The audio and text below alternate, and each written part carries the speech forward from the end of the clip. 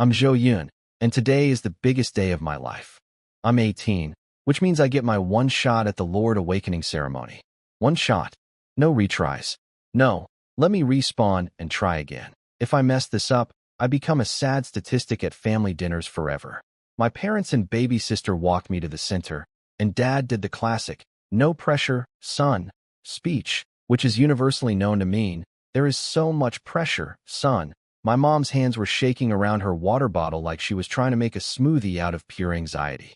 Inside, I sit next to a giant blue glowing ball, while everyone around me prays to the heavens for literally any piece of land. And I mean any piece. Just give me a plot the size of a bathroom, one guy begs. A bathroom. My brother is asking the universe for a bathroom-sized empire. Respect. When my number gets called, I march up like I'm heading into battle, dive into the glowing blue goo, and bam, I black out. Classic awakening ceremony fainting goo. Works every time. When I wake up, I'm floating in space. Like actual space. Stars everywhere. And then I see it. A huge, colorful planet just chilling in front of me like it's posing for a calendar photo. A robotic voice in my head goes, "Congratulations. You have obtained your one and only starting territory, Planet Zero. Total territory area, 10 billion square kilometers. Territory grade, SSSS." I stare at this for a solid 5 seconds doing math I am not emotionally prepared for. 10 billion square kilometers. Earth, the whole planet I'm standing on right now, is only 500 million square kilometers. So basically, I just got handed 20 Earths in one blue goo nap. And the grade is 9 S's. Our strongest national hero, the literal pride of the country, only has an A-grade territory. I just unlocked a tier that doesn't even have a name yet because nobody's ever needed one. I'm shaking. Not because I'm scared, because I just became the proud, terrified owner of a cosmic-sized backyard and I don't even have a lawnmower. But there's no time to freak out properly. Once I officially step into my territory, a 7-day survival period starts. So I rush home first to tell my family the good news. Outside, my parents have been waiting for hours, watching other families celebrate or cry. My dad, sober for almost 20 years, sees me and instantly goes full dramatic movie dad, arms wide open, yelling my name like I just won an Olympic medal. I tell them I succeeded. Cue tears, hugs, and dad announcing we're buying beef and fish to celebrate, which in our family is basically declaring a national holiday. At dinner, my poor sober dad breaks his 20-year streak and gets wasted. Drunk dad energy unlocked.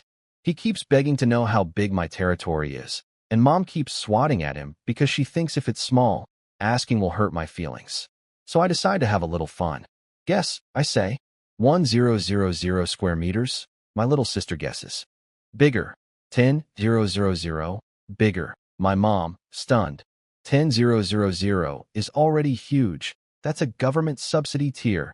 Dad, drunk and patriotic, slams the table. Timothy, 100,000. My son is built different, bigger. Dad nearly falls out of his chair. Finally, I just tell them straight. It's an entire planet. 10 billion square kilometers. Silence. My little sister starts literally counting on her fingers like she's doing long division in real time. My parents just freeze, like NPCs whose dialogue tree ran out. They obviously think I'm joking, because what kind of lunatic claims to own a planet bigger than Earth at the dinner table? So to save them from a group aneurysm, I sigh and go, okay, fine. Real talk. It's 1.3 million square meters. Mom. Dad. Little sister. They have no idea I just downgraded myself from owns a planet to owns a large mall parking lot, just to keep their brains intact. My dad puts down his drink and looks at me dead serious. 1.3 million square meters? For real this time. For real. Silence. Then my mom just starts crying. Happy crying, apparently, because when dad teases her about it, she immediately denies it through tears like, I'm not crying. I'm smiling, you idiot. My little sister does the math in her head and gasps. Bro, that's enough for the top national subsidy. Yep. We're talking about the kind of subsidy where my whole family stops working forever and just becomes professionally rich. My mom immediately starts hunting for her phone like it's on fire. I have to tell teacher Huang right now. Meanwhile, across town, poor teacher Huang has been sitting at his desk all day, staring at his phone like a man waiting for his lottery numbers, while every other teacher in the office gets happy phone calls about their students becoming lords. He's getting nothing. Zero calls.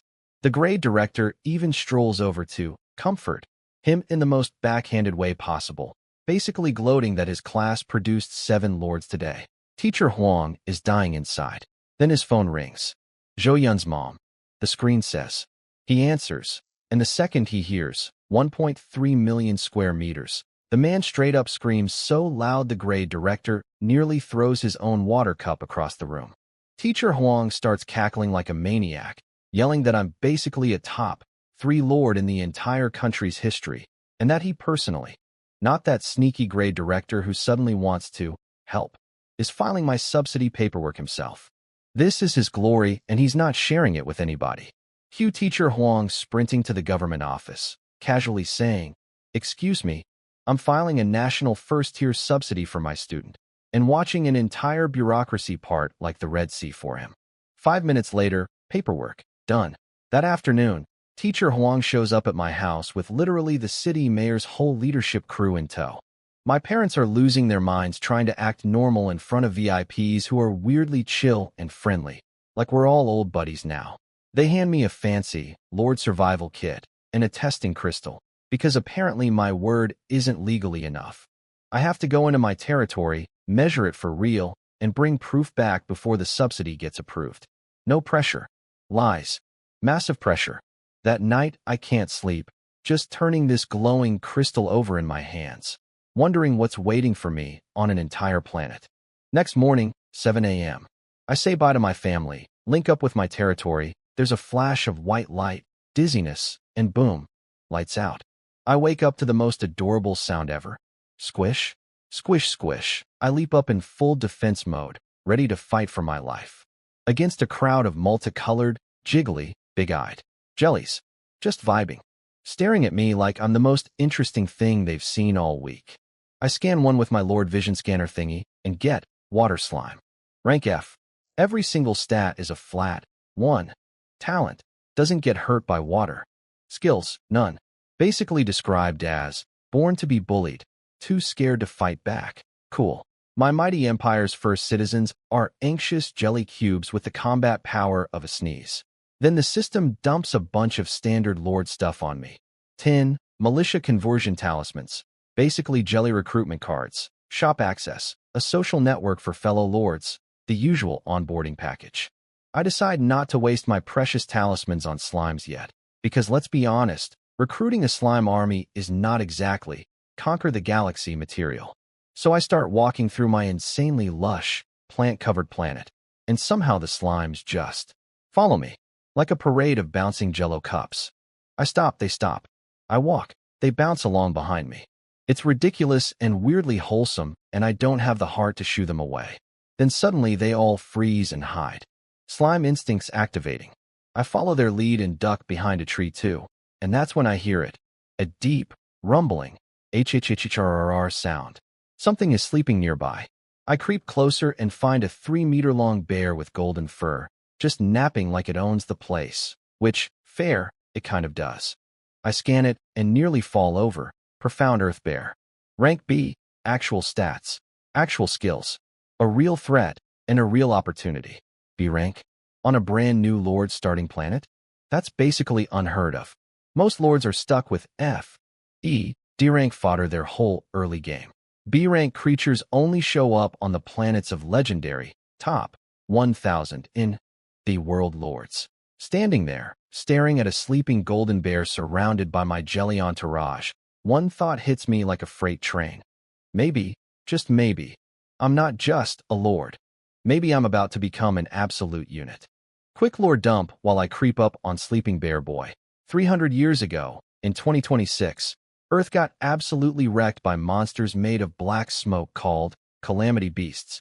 Guns stopped working because of some mysterious anti-gun magic. Rude. Humanity was losing badly, and then, out of nowhere, a giant stone tablet fell from the sky and gave people the power to become lords. Ever since, lords have basically been Earth's only superheroes. No gods showed up to save anyone. Just us, apparently. Cool, no pressure. Anyway, Back to the bear. Go. I whisper yell, chucking a militia talisman at the sleeping profound earth bear. Sleeping creatures have weak defenses, so this is basically a free hit. The talisman glows, shrinks, and sinks right into him. Congratulations. You have successfully converted profound earth bear into a militia member. The bear blinks awake, stares at his own paws like he's questioning his whole existence, then looks at me like, "That's up." I walk up and offer a handshake. He just calmly puts his giant paw in my hand, like we've been best friends since birth. No fear, no hesitation, just instant bro energy. He nuzzles his big dumb head against me, and I'm already attached. You're my first buddy, and you've got a real derpy big guy energy, so I'm naming you Bear Bear. MRRR, MRRR. Bear Bear, fully on board despite understanding zero human words. Even my jelly squad shows up to hop around in celebration, vibrating with excitement like tiny rainbow cheerleaders. I'm thrilled. A B-rank monster, tamed with one starter pack talisman? On my first day, this planet is already cooperating way harder than expected. So naturally, I hand Bear Bear an axe and show him how to chop wood. And somehow, despite never touching a tool in his entire bear life, he picks it up like a seasoned lumberjack and swings at a tree. Thwack! The tree gets a small notch. The axe, top tier, government issued, Earth's finest craftsmanship, gets a chunk missing from the blade. I am shook. This is supposed to be premium equipment. What is this tree made of? I scan it out of pure suspicion. Green Plains fir. Rank C. Worth 20 gold at the shop. A regular-looking tree. Is rank C? On Earth, C rank wood sells for 6 figures. I start scanning everything around me. Rocks, flowers, other trees, and discover, in mounting horror/joy, that literally nothing here is below rank D. Most things are C rank. Some are B. A few are even A rank. This isn't a forest. This is a walking, growing, leafy gold mine.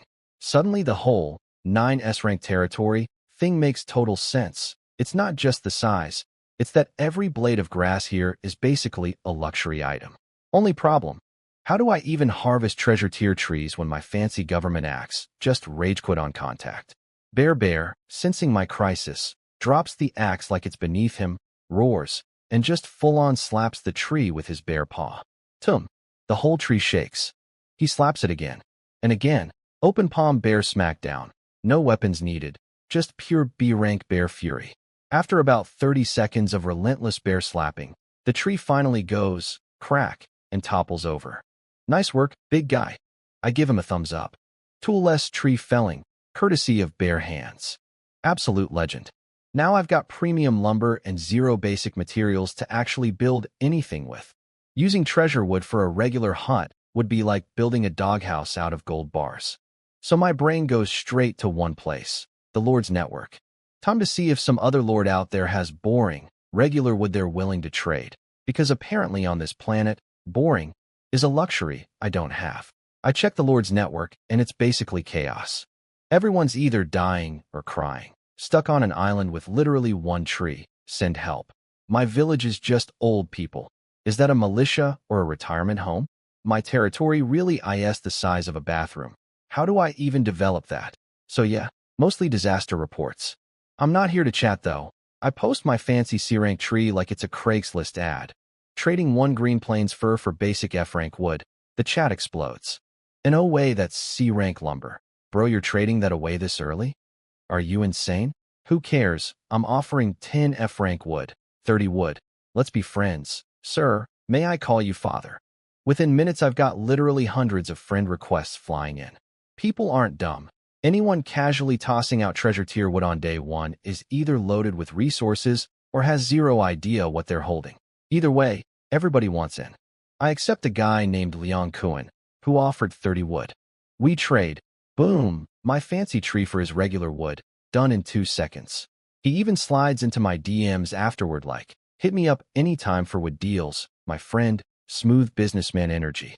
Meanwhile, somewhere far away, Leon Kuhn is literally sitting on a mountain of lumber, grinning like a man who just won the lottery, going, this Zhou Yun guy is either a total idiot or just absolutely swimming in resources. Either way, more treasure wood for me. Anyway, back on my planet. Bear Bear leads me to a small clearing, a luxury in this overgrown jungle of treasure trees. and I drop a blueprint for a militia conversion hall right there. Gold light, magic construction zone, the works. Now it just needs wood. And that job belongs to Bear, who flexes proudly before grabbing logs like he's been doing manual labor his whole life. Construction progress, 5%. Estimated time, 20 minutes. 20 minutes? That's insanely fast. But then again, Bear is rocking 26 strength at level 3. The stats really do all the heavy lifting here. Pun intended. My slime squad tries to help too. Bless their tiny gelatinous hearts. A dozen of them team up trying to lift one log, and fail completely. Bear watches this struggle, crosses his arms, and full-on smirks at them like the smuggest bear alive. The slimes droop in shame. Bear, I scold him, then go pet the sad little jellies until they perk back up and start bouncing around me again. They're useless in a fight, sure, but they're basically my emotional support blob squad. After 20 minutes, congratulations. You have successfully built Militia Conversion Hall. It even asks if I want to set it specifically to recruit more profound earth bears, since I already have one. Obviously, yes. A little wooden bear sign goes up over the door like a tiny HR department for recruiting bears. This is actually genius. Trading away that one fancy tree saved me a ton of labor and got my hall built early, which means I'll have a constant stream of bears showing up to join my workforce going forward. Most lords start with nothing and have to do everything themselves. I started with a B-rank bear and a bear recruiting factory. The snowball is officially rolling. And then the wind picks up. Hard. Trees bending sideways. My brand new hall creaking like it's about to fall apart. Slimes literally getting yeeted through the air by the gust. Bear immediately jumps in front of me, growling low toward the north like he knows something's coming. This isn't normal wind. Something big, and it's heading straight for us. A piercing screech rips through the sky, and a red dot shoots toward me faster than anything should legally be allowed to move. 1 second it's a dot. Next second it's directly above me. Like teleporting, but angrier. Burning wind slams into us. Trees groan like they're filing a noise complaint.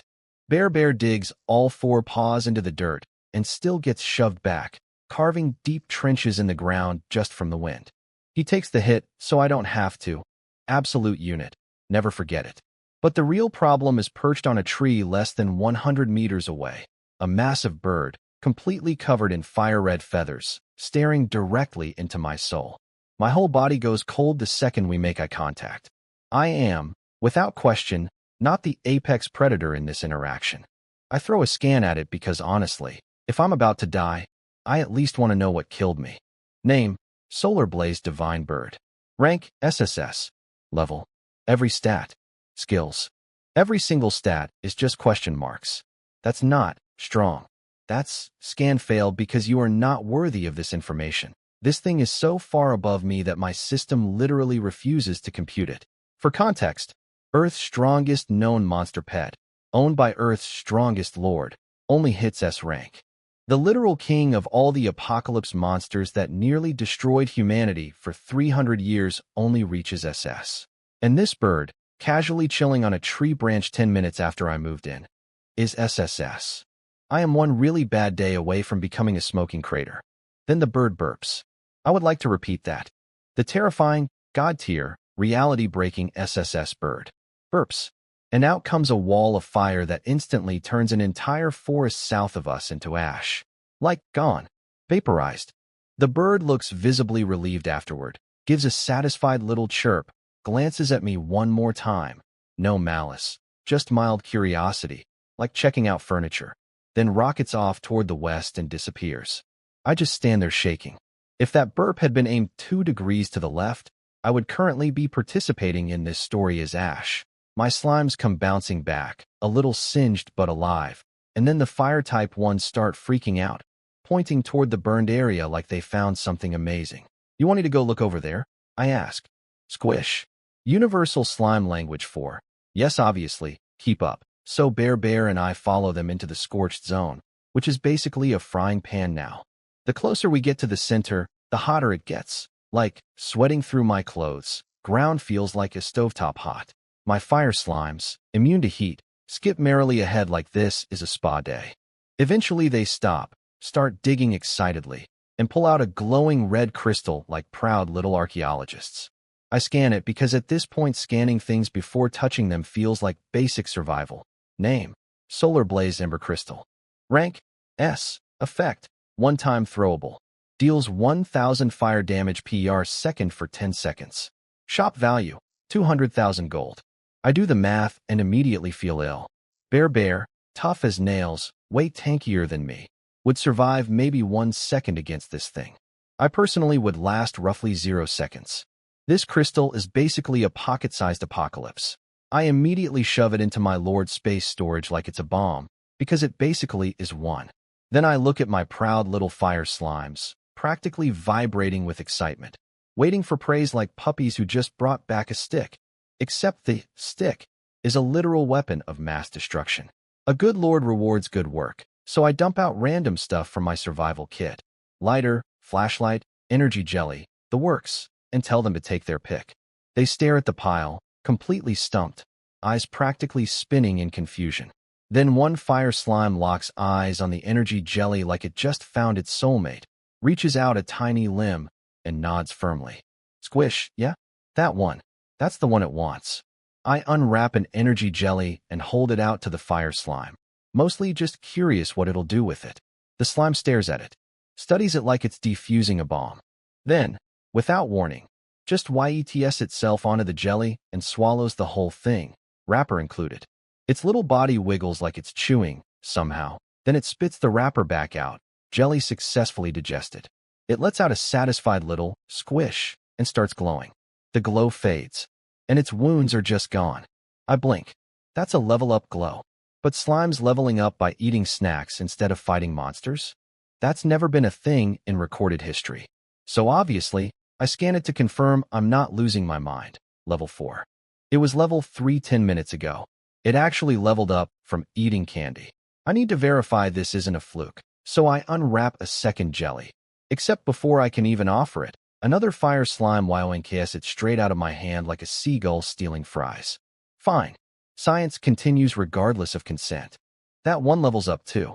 So I get greedy and feed 3 more jellies to the same slime in a row. By the end, it's sitting there bloated, hiccuping, visibly regretting its choices, but also now sitting at level 7. My brain is doing somersaults. Yes, slimes are weak. Every level only adds 1 stat. Pathetic by monster standards. But the speed is the real cheat code here. 1 jelly equals 1 instant level. No grinding. No fighting. No risk. Just snack and ding. And energy jellies cost like $30 on Earth. $30 for a permanent stat point. Any other lord hearing this would have an aneurysm of pure joy. The only real limits are how much stuff I can haul in from Earth at once, and how many jellies a slime's stomach can physically hold before tapping out. Apparently the cap is 4, then they're stuffed and useless. I briefly consider mass recruiting every slime color in sight to turn them into an army of candy-powered grinders. But talk myself down. Priority right now is leveling myself up and unlocking buildings so I actually survive these 7 days. Plus I don't have unlimited jelly supply yet anyway. Plan stays the same, build housing. So Bear goes back to lumberjack duty. The man never rests. Chops another fancy tree.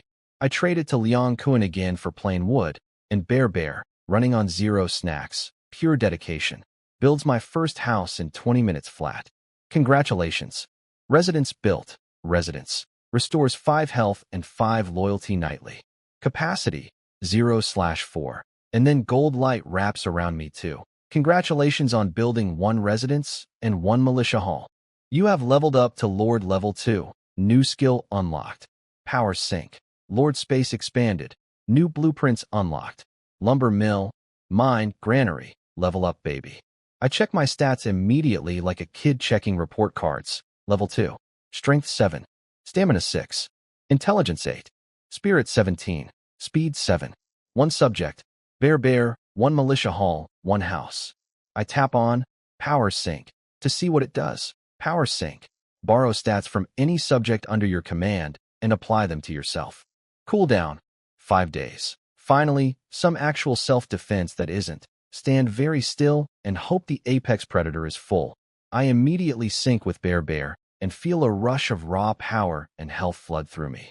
I am, for the first time today, slightly less squishy.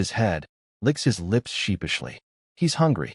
Honestly fair. Chop wood, build 2 buildings, block hurricane winds, fight a cauliflower army.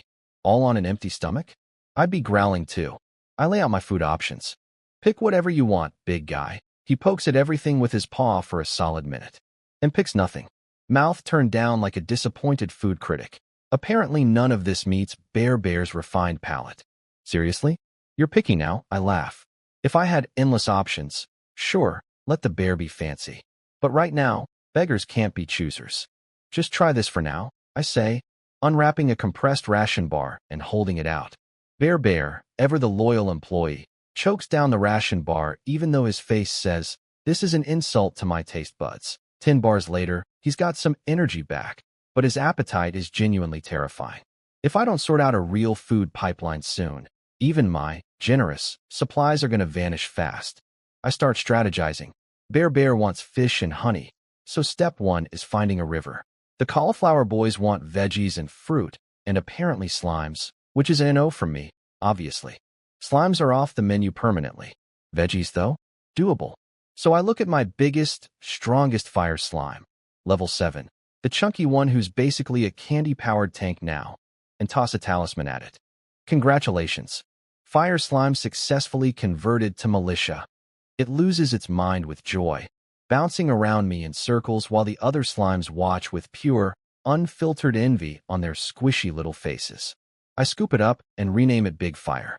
Naming things is genuinely the best part of this job. The 2 cauliflower bros get names too, Veggie 1 and Veggie 2. Iconic. Inspired. I'm basically a poet. I send out my first official scouting party. Big Fire, great danger sense, can dodge trouble, plus Veggie 1 and Veggie 2, born foragers, since they literally eat plants for a living. Bonus, wherever they explore gets revealed on my Lord map automatically, so if they stumble onto a river, I'll know instantly. This solves the cauliflower food problem at least. Bear's diet remains pending. I roll up my sleeves and grind through the day, chopping trees with Bear's borrowed strength, trading wood with Leon Cohen again, stacking up materials. By evening, yes, this planet has a sun and moon too, very considerate of it. I've built another militia hall, this one for fire slimes, since Big Fire's basically opened the door for his friends, a lumber mill, a granary, and a second house. By the time I'm done, I am cooked. 0 stamina, 0 energy, and unlike stamina, energy only refills with sleep. Bear's paws are too wrecked to help anyway, so today's solo grind was just me, vibing with an axe. Then my little foraging squad rolls back in victorious. 2 full sacks of mystery fruit. Veggie food crisis, solved. Bear's fish and honey crisis, still very much alive. I briefly consider sending Bear out himself, but that means losing my best worker and my best fighter for who knows how long. Tough call for tomorrow me to deal with. And then, plot twist, my water slimes, the same ones I rescued from getting eaten earlier, casually wander back into camp like nothing happened. They walk up to Bear, scrunch up their little bodies, and PFFD, shoot golden liquid straight onto his wounded paws. And the wounds just heal instantly, like someone hit rewind on his injuries. Bear roars in pure joy, thumping his now perfectly fine paws against his chest like he just won an Olympic medal. Understandable. He spent the whole afternoon benched, watching me do manual labor while he just sat there being useless and sad. Veggie 1 and Veggie 2 see this and start wiggling their leaves excitedly too, clearly requesting the same treatment. The water slimes, holding 0 grudges about almost getting eaten earlier, heal them too. Good as new. Now I'm sitting here like, wait a second. Water slimes don't have a healing skill. I scanned them earlier, nothing. So this golden goo isn't something they're born with, which means they picked it up from somewhere out there. Somewhere I haven't found yet. And if there's a magic healing liquid source somewhere on this planet, I really need to find it. That's basically a free, never worry about dying button. I figure, worst case the slime just stares at me confused, so I ask out loud anyway if it can take me to the source of the golden healing goo. To my shock, it actually gets it. One of them grabs my pant leg and starts tugging, in the exact direction they vanished off to earlier. You want to take me there? Squish, squish. Emphatic slime yes. I'm baffled, because slimes have an intelligence stat of literally 1. These things should be running on the brain power of a houseplant. So naturally, I scan it, mutant water slime. Same garbage stats as every other slime except intelligence, 10. Excuse me? When I scanned all the slimes on day 1, every single stat across the board was a flat 1. This mutant definitely was not here originally. Either something out there is causing mutations, or new slimes have been quietly joining my fan base. Either way, free upgrade, no complaints from me. But the sun's setting, and exploring an alien planet at night sounds like a fantastic way to die. So I tell the slime we'll go tomorrow. It actually seems to understand and backs off without a fuss. Smartest slime in the building, clearly. Night falls. I don't know if the local wildlife loves or hates light, so no campfires, too risky. Instead, I rotate guard duty between Bear and the Veggie brothers, and keep Big Fire close by since slimes have great danger sense and basically double as a furry/jelly smoke alarm. I barely sleep. New planet, real monsters, and a giant murder bird from yesterday still living rent-free in my brain. I doze off in short bursts and jolt awake constantly, paranoid the whole night. When the sun finally comes up, I stretch in relief and immediately spot a shadow moving in the northwest tree line. Bear, Veggie Brothers. On me, except Bear, instead of going full attack mode, practically skips toward the shadow with pure joy on his face. Big Fire doesn't react with alarm either. Oh, I get it. Sure enough, the shadow steps into the light and reveals another profound earth bear, drawn in by my militia hall's recruitment beacon. And from how it's greeting Bear, these two clearly already know each other. Old buddies, reunited. It walks straight into the hall without me even asking, and pops back out fully converted. Congratulations. New militia recruited. Profound Earth Bear. Guess I'll call you Bear 2, I announce, because my naming creativity remains permanently capped at counting. Bear 2 gives a small, quiet nod. Much more reserved than chaotic, loud, lovable Bear. Same stats though, level 4, which basically doubles my combat power overnight. After a quick group breakfast, I round up literally my entire roster and follow the mutant slime out toward the golden liquid. I debate leaving someone behind to guard the base, but decide my militia's actual lives matter more than a few easily rebuilt huts. Full squad, full send. The trip takes almost an hour, slimes scouting ahead for danger, bears and cauliflowers as muscle on the flanks. Every creature we pass straight up flees before we even get close, which, after yesterday's apocalypse bird incident, feels almost suspiciously peaceful. Then I hear it, running water. Before I can even react, Bear and Bear 2's ears snap up and they bolt toward the sound. I crest a small hill behind them and find a river, about 5 meters wide, sparkling in the morning light. Bear does a victory roar and cannonballs straight in. Bear 2 follows immediately after. Seconds later, both bears resurface, each holding a fish in their paws, another fish clenched in their teeth. Bear faces aren't exactly expressive, but Bear's eyes are squinted into pure happiness slits. The man finally has his fish. I'm genuinely happy for him. Until I notice something off. These fish are glowing. Faintly, subtly, but definitely glowing. That can't be normal. I throw a scan at it immediately. I scan the glowing fish, and my brain short-circuits a little. Cool carp. Rank F. Talent. Constantly radiates freezing cold air, just because. This thing is barely stronger than my slimes. But it's ranked. And on this world, apparently, ranked is the difference between snack and national treasure. On Earth, ranked materials are basically unicorn tiers. Everyone wants them. Nobody has enough. Because they all come from lord territories, and most lords hoard everything for themselves. Then it hits me. If a random cold fish is ranked, what about all that random fruit Veggie 1 and Veggie 2 have been casually shoving into sacks this whole time? I scan their loot. Every single fruit ranked. I nearly have a small breakdown.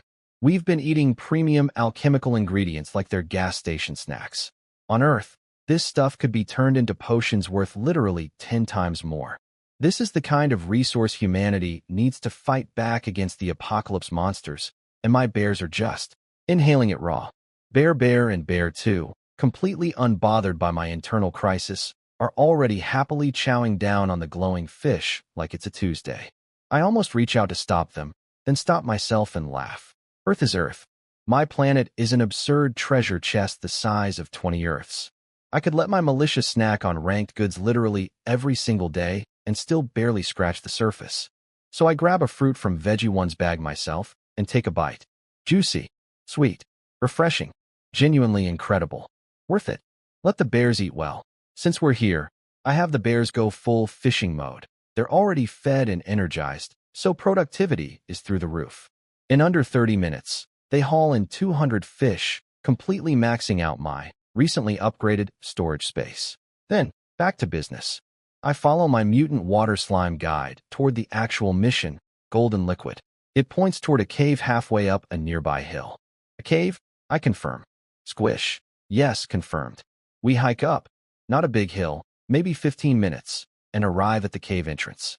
That's when I notice the river water flowing out of it has a faint golden tint. Definitely not sunlight. Something's actually in there. The slime confidently marches into the cave first, beckoning me forward. I follow, and the second I step into the dark, my guide slime leaps into my arms, shaking like it just saw a horror movie. Big Fire does the same, curling up tight behind me. That's not a good sign. Back up, I start to say. Too late. A flash of cold steel slices through the air toward my face. I jerk sideways just in time. It grazes past my ear by a hair. Before I can even breathe, another blade slashes from my left, aimed at my ribs. This time I see it coming and snap a kick out to intercept. Thunk. Contact. I knock the strike off course just enough to buy myself a window, and I bolt backward out of the cave. But the attacks follow.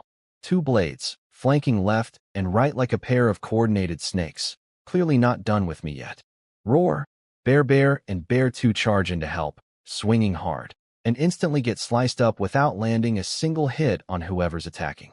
Pure speed and skill difference. Brutal. Go.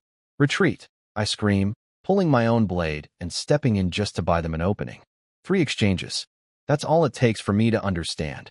Whoever this is, they're weaker in raw power than my bears, but technically, miles ahead. A straight fight is a losing fight. With the light from outside the cave finally letting me actually see them, I clock the full picture. 2 thin, glinting rapiers, wielded by 2 humanoid figures wearing big wide hats and deep blue-purple robes, built like compasses, total, aristocratic fencing duelist energy. I trade blows with them just long enough to confirm Bear and Bear 2 have escaped, then bail myself. They chase for a few seconds, then stop, like something's holding them back from pursuing further. Lucky, genuinely lucky, but also deeply, deeply interesting. Scan. I scan the duo and almost drop my own sword, Water Swordsman. Rank A, Level 2. Speed, 30, basically double Bear's. Talent, 30% damage reduction just from being made of liquid violence. Skill, creates water clones to gang up on you. A rank. While I'm out here barely holding a Lord title together with duct tape and slime support. Comparing stats, Bear actually edges them out in raw stamina, but everything else, speed especially, they're just operating on a different tier. No wonder that fight felt like trying to punch a hummingbird. And here's the weird part. They never even used their actual skill. If they had pulled out water clones mid-fight, I genuinely don't think I walk away from that one. Once we're at a safe distance, I start piecing it together. My slime guide led me into that cave with zero hesitation, meaning as far as it knew, that cave was safe. My slimes have visited before without issue. So these swordsmen are probably new arrivals, likely drawn there for the exact same reason I was, the golden liquid. And that also explains why they didn't chase far. If the prize they're guarding is inside the cave, running off after intruders means leaving it unattended. Mystery solved, mostly. My guilty little mutant slime nudges my leg apologetically, clearly blaming itself for nearly getting me skewered. I crouch down and pat its head. Not your fault, buddy. You didn't know. Bear, meanwhile, is pounding his own chest and glaring at the cave like he's got unfinished business. The man wants round 2 immediately. I know, you're tough, I laugh. But not today. We head home. Technically the mission, golden liquid acquisition, failed completely. But honestly, I'm not even mad. That stuff is clearly rare and valuable, so a rough first encounter is the cost of doing business. And as a bonus, I've now got my eyes on 2 A-rank swordsmen as future recruitment targets. Speed 30 is just too tempting to pass up. They're basically already mine. I've just got to figure out how. We did at least solve Bear's food problem and stockpile a small mountain of premium fruit, so not a total wash. Back home, I redirect my second militia haul toward cauliflower beasts instead of fire slimes. Gotta maximize combat power fast, and cauliflowers punch way harder than jelly. I also need 3 more. Houses, another militia haul, and a mine to hit level 3, which unlocks the training ground, my next big infrastructure piece, since training lets militia level up without risking their lives in combat. Even A-rank water ninjas eventually get outclassed if my bears just keep leveling. I trade my last 4 fancy trees to Leon Cohen for 120 more wood, bringing my total to 130, easily enough for the houses and hall. The mine, though, needs an actual or deposit, and I have 0 leads on where one is. So I leave Bear 2 behind to handle construction, and take Bear, the Veggie Brothers, and Big Fire out scouting, danger detection, foraging, and muscle all covered. 5 hours later, I come back completely empty-handed on the earth front.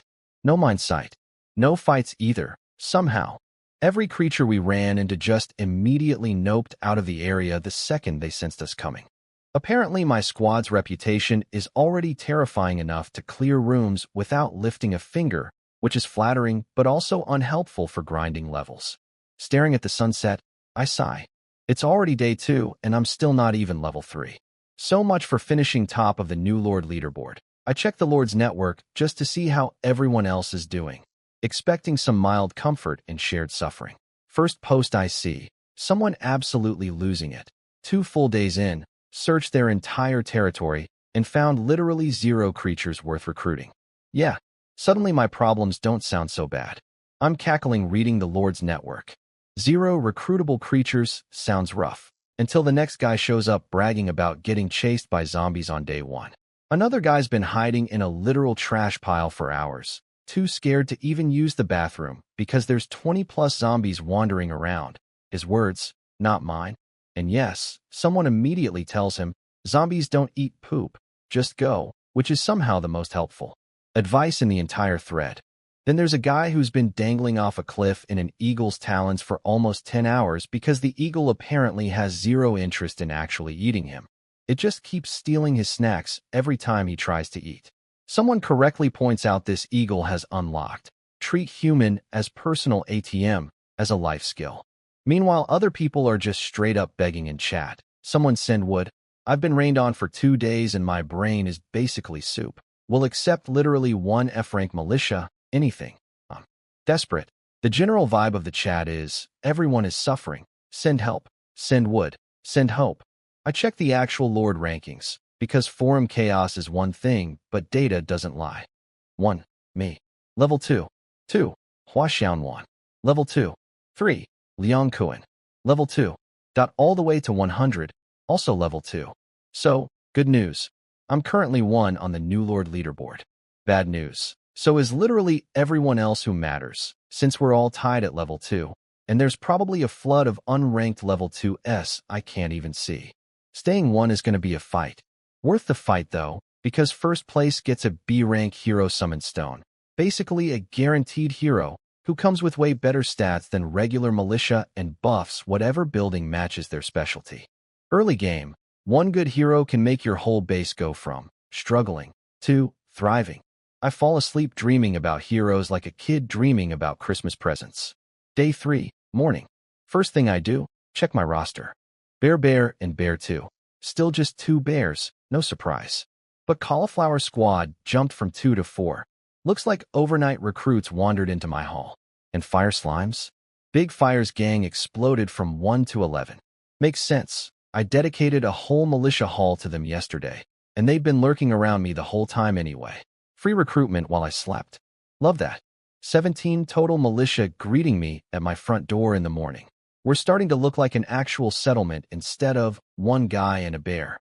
Today's mission, find that mine site, no excuses. With 10 extra Fire Slimes now I split forces, send them in a wide scouting fan to the north, while I take my main squad, Bear 2, Cauliflowers, Big Fire, straight up the middle. Slime Scout, I respond to trouble. Smart logistics, if I do say so myself. Morning search, nothing. Afternoon, I redirect the fan south instead. 1:30 p.m., jackpot. One of my scouting Fire Slimes finds it.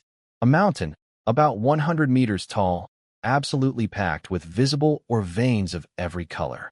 Resource jackpot. Except, plot twist, it's occupied. Crawling all over the mountainside. A swarm of rat-like creatures with dark gold fur. I scan 1, gold-eating rat. Rank C. Talent. Eats minerals for energy, and it hardens their fur. Skill, rapid bite attack. Description, cowardly, sneaky, goes wherever the wind blows politically, basically the diplomat of the rodent world. Hiding behind cover, I run the math. 8 stamina means 80 HP. Bear 2, and I all hit for 26 strength. If all 3 of us land a hit on 1 rat with no damage reduction, that's 81 damage. 1-shot kill, easy. My 4 cauliflower beasts hitting together do 72 damage in 1 volley. Not quite a kill, but close enough to seriously wreck one. A plan starts forming in my head. I pick a spot with fewer rats, hide my heavy hitters, Bear Bear, Bear 2, all 4 cauliflower beasts, and send out the world's most unwilling volunteer, Big Fire. Why Big Fire and not, say, Bear Bear? Simple. Every creature here has some survival instinct, and if I send something scary, the rats just bail instantly. Send the weakest, cutest, most non-threatening thing instead, and they might actually engage. Sorry, buddy. You drew the short straw. Big Fire is visibly terrified but goes anyway, because I asked nicely, read, ordered. The second he peeks out of cover, 3 rats lock onto him with 6 tiny bean eyes. He freezes. They just stare back. Standoff. 10 agonizing seconds pass. Then Big Fire, against every instinct screaming at him, takes one more hop forward. Bad move. Apparently in this world, weak thing dares to keep existing nearby, is interpreted as a declaration of war. The rats' faces go from mild curiosity to kill it instantly, and they swarm him at 20 speed. That's 20 times Big Fire's speed. He's basically a sitting target. But I'm not letting my candy-powered tank get squashed. Right as the lead rat leaps in for the kill, slash. My blade comes out of the bushes first, catching the rat midair and sending it flying. I scoop up Big Fire and bolt straight for the ambush point without sticking around to admire my work. The other 2 rats go full rage mode and chase. Their speed, 20, beats mine, 17, which means if this turns into a marathon, I lose. But I'm not running a marathon. I'm running bait duty, and the finish line is right where Bear Bear and the squad are waiting. I glance back mid-run to check the gap and immediately notice something off. The rat I sliced earlier is running fine. No blood, no wound, nothing. I definitely landed a hit. 26 damage should leave a mark, and yet it looks completely untouched. No time to overthink it.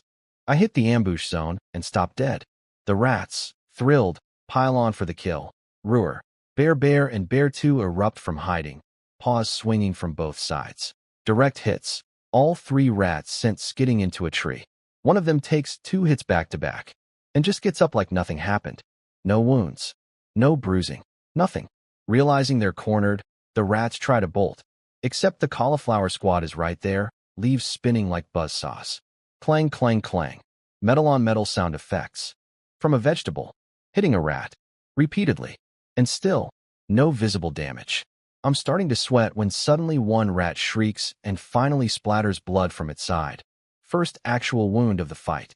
The other 2, seeing their buddy go down, panic scream, and somehow find an entire extra gear of speed, busting clean through the encirclement and vanishing into the brush. Don't chase. I call off the cauliflowers. I walk up to the lone survivor, the one that got abandoned mid-fight by its own friends, now curled up and shaking, looking absolutely nothing like the bloodthirsty little predator that was just trying to murder my slime 5 minutes ago. I throw a talisman. Congratulations. Gold-eating rat successfully converted to militia. New recruit acquired, but I'm not exactly thrilled. These things abandon teammates the second things go south. That's not exactly the loyalty profile I want on my battle roster. What does interest me is the defense. 8 stamina should mean roughly 80 HP, but these rats just tanked hit after hit with 0 visible damage. I check the talent description again. Eats minerals for energy and hardens fur, so their armor isn't from stats. It's literally built from the rocks they eat. Which means, if they keep eating, or does their defense scale infinitely? Even with 0 fighting spirit, a creature that's borderline unkillable could be incredibly useful in the right situation. Tanking hits, guarding choke points, anything defensive. Slowly, my opinion of these cowardly little guys improves. Slightly. Time for phase 2. I have everyone, bears, cauliflowers, even the newly recruited rat, start building right there on the spot. Not a permanent base, just a forward outpost specifically to mass recruit every rat in the area before properly claiming the mine. With 50 leftover wood and everyone pitching in, 2 militia halls go up in under 8 minutes. Record time. Courtesy of having actual hands, and paws, and leaf blades to help. I set both halls to target gold-eating rats specifically, then basically just wait. The next morning, I check my roster immediately, buzzing with anticipation. Bears, 2. Cauliflowers, 6. Fire slimes, 15. Gold-eating rats, 21. 21 rats. Overnight, my little outpost basically became a rat magnet, and just like that, my army nearly doubled in size while I was asleep. Overnight haul, 2 more cauliflowers for more fire slimes, and a wild 20 more rats. My rat army basically franchised itself overnight. The mine is mine, I announced dramatically, gathering literally everyone and marching to the rat outpost, where 20 freshly recruited rats are standing at attention waiting for me. Add them to the squad and roll up to the mountain like I'm leading a tiny, adorable invading army. The wild rats still hanging around the mine take one look at my procession and immediately back away, further and further, basically tripping over themselves to not be near us. Cowards to the bone, completely consistent with their personality file. I don't even bother chasing them. I just need the mine itself. Building requires 50 wood, and I'm sitting on 10. So I chop 2 more fancy C-rank trees, peach blossom wood this time, fancy upgrade, and trade them to Leon Cohen for 60 plain wood. 20 minutes of construction later, mine, complete. Gold light explodes around me. Congratulations. You've completed 5 houses, 3 militia halls, 1 lumber mill, 1 mine, and 1 granary. Lord level up to 3. New skill. Leader promotion. Lord space expanded. New blueprints unlocked. Blacksmith. Fence, watchtower, school, training ground. And then, bonus surprise, the entire Lord network gets a server-wide announcement. Lord Zhou Yun has bravely and brilliantly reached level 3. The chat absolutely detonates. Hundreds of messages flood in within seconds. Finally, someone made it to level 3. Day 3 and I was losing hope. Dad? Someone's still trying the adoption angle. Bless them. Big Bro Yun. Drop the resource red packet. I am begging. Save me, Big Bro Yun. I am 2 seconds from death. I can't even read most of it because a notification pops up directly in front of me. Resource red packet. Once sent, every lord in the network can claim a reward. Send.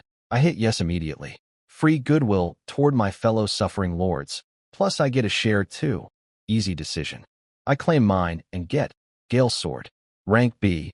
20% strength, 10% speed. Skill. Gale Slash. A wind blade attack dealing 300% strength as damage. 10-second cooldown. A sword. A real, actual, magic sword. I am physically incapable of not loving this. With the buffs active, my strength jumps to 31.2, and Gale Slash hits for roughly 93.6 damage, meaning a single clean hit could seriously wreck a water swordsman's 260 HP. The only catch, actually landing a hit on something with speed 30 while I'm sitting at 17 is still a nightmare. Last time I dodged those guys by sheer luck and adrenaline. I'm not betting my life on repeating that miracle. But their attack power isn't actually that scary, roughly on par with bears. Which means if I can just pin one down long enough, even briefly, I can win. And conveniently, I now have 21 nearly unkillable rats whose entire identity is tank hits and don't die. Yesterday, a single rat survived multiple hits from me, bear, and the cauliflowers combined. This plan is basically writing itself. I rally literally everyone and head back toward the cave. Bears, cauliflowers, slimes, and a small army of indestructible rats in tow. The group's so big now that nothing in the forest even dares show its face. My slimes are thrilled, since completely empty and silent forest is basically their idea of paradise. On the way, I try to grab more wood from Leon Cohen for all my new blueprints, except this time he declines, claiming he's running low himself. Suspicious timing, but I don't push it. Plenty of other lords out there with wood to spare, and once the survival period ends, an actual auction house opens up anyway. So I open the Lord network instead, intending to ask around for materials, and get hit with a wall of gratitude messages instead, all directed at me. Thank you for the red packet, brother. Yun, I finally have a militia member, got an E-rank serrated beast. Appreciate you. Pulled a super soldier serum, Big Bro Yun. You're a legend. That is it just me who got a C-rank invisibility cloak? LOL, love you, Yun. Bro, I've been tortured by a brain-dead eagle for 3 days, and I just pulled a glider. I'm free. I love you, Zhou. Yun. Pulled a skill book, Fireball. Big Bro Yun. Anything you need, just ask. I owe you. I post in the network, looking for steady, large-scale F-rank wood supply. We'll trade C-rank green plains fur, Chaos. Immediate chaos. A legend appears. Catch him. Big Bro Yun is here. Wait. Is this the Zhou Yun from our school? The top student? Yo, it's our classmate? Yun, carry me. It's me. Akan, how long till you hit level 5? Can you make it before the survival period ends? Bro, that's basically impossible. Nobody's ever pulled off a level 5 red packet this early in recorded history. Excuse me? You doubting Big Bro Yun. Fight me. Stop being negative. Just because you can't doesn't mean Yun can't. I read maybe 2 lines of this before tuning it out completely and switching to friend requests instead. Most are useless. Old classmates I barely remember hitting me with. Hey, it's your old buddy. Add me. I went through 12 years of school being laser-focused on becoming a lord. I don't actually have old buddies. Sorry, old buddy. Then one request catches my eye. Unlimited F rank with supply. Any quantity. Bold claim. I accept immediately. The guy, Muyu, messages right away, thanking me for the red packet. He pulled an E-rank serrated beast, apparently great at logging, and offers to supply me as much wood as I need. Unlimited, huh? Turns out, unlimited means I have a wood-chopping monster that works non-stop. Not, I have a warehouse of wood lying around, slightly less exciting, but still useful. I ask how fast his beast works. 20 wood per hour, running 24/7, fueled entirely by or instead of food, and apparently it gets even faster with higher quality ore. Sounds suspiciously similar to my rat's whole, eat rocks, get stronger, gimmick. Interesting parallel. I ask about trade terms, expecting a price. He says it's free, no charge. Because of my red packet, he says, this is the least he can do. I push back. That's not sustainable. Let's actually trade something. But he insists, basically saying my one red packet jump-started his entire game, and this barely scratches the surface of repaying that. I'm now mildly trapped in a politeness standoff I clearly can't win, so I cave and order 100 wood to start. Crisis solved. If I'd had to keep relying on chopping down my own trees, I'd be burning premium C-rank lumber on basic buildings, which is financially unhinged. Now I've got a real wood pipeline going, almost as good as my deal with Liang Kuan used to be. Back to the main mission, storm the cave, capture the water swordsman, and finally claim that golden healing liquid. I'm feeling good about this. 80% success rate in my head, mostly thanks to my rat army's ridiculous tankiness.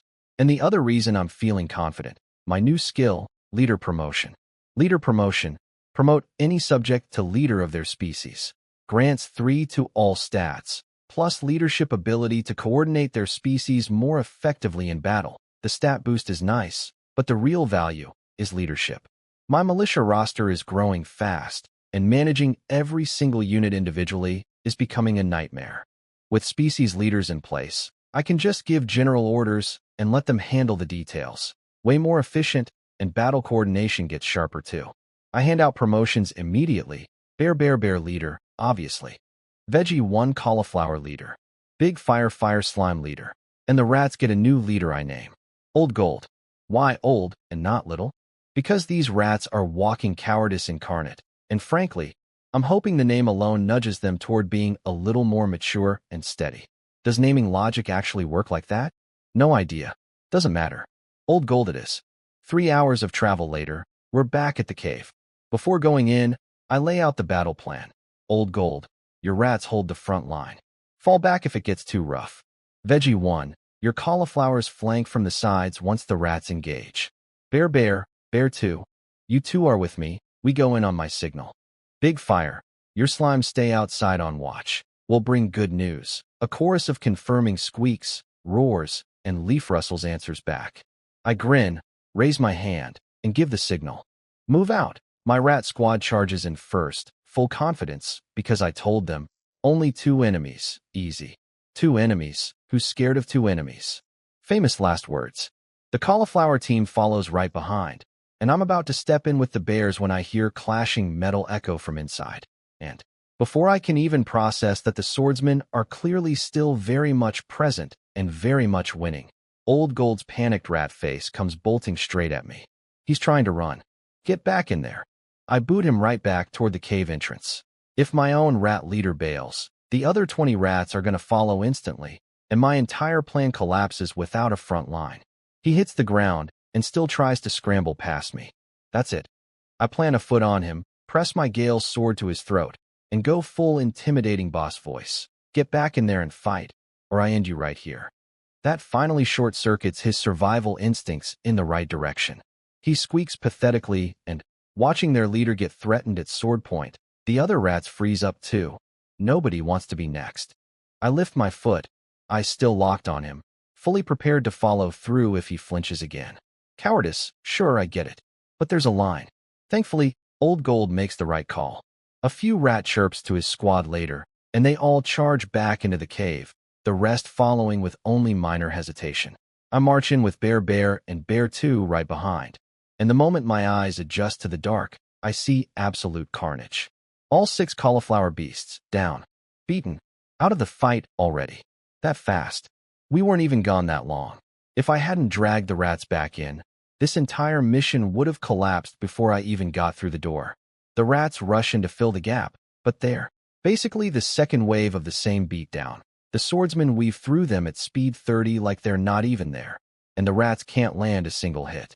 Only their rock-hard fur is keeping them alive at all, since the swordsman's actual attack power isn't anything special. It's pure speed carrying the fight. One rat finally breaks under pressure, shrieks, and goes flying.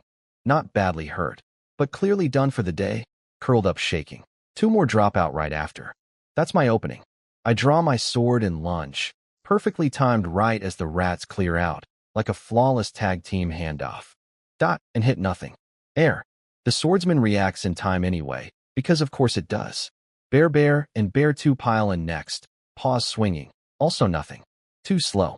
The swordsmen actually get comfortable enough with their rhythm to start counterattacking, trying to trade blows directly, which is terrifying, because if this turns into a straight slugfest, my bears lose badly, possibly fatally. So I do the one thing I have that they don't see coming. Gale Slash. A crescent of pale green wind energy rips out just as a blade is about to open Bear's throat. The swordsmen dodge, barely, but it still clips both of them, drawing blue blood from a hip and a shoulder. Yes, contact. Quick math.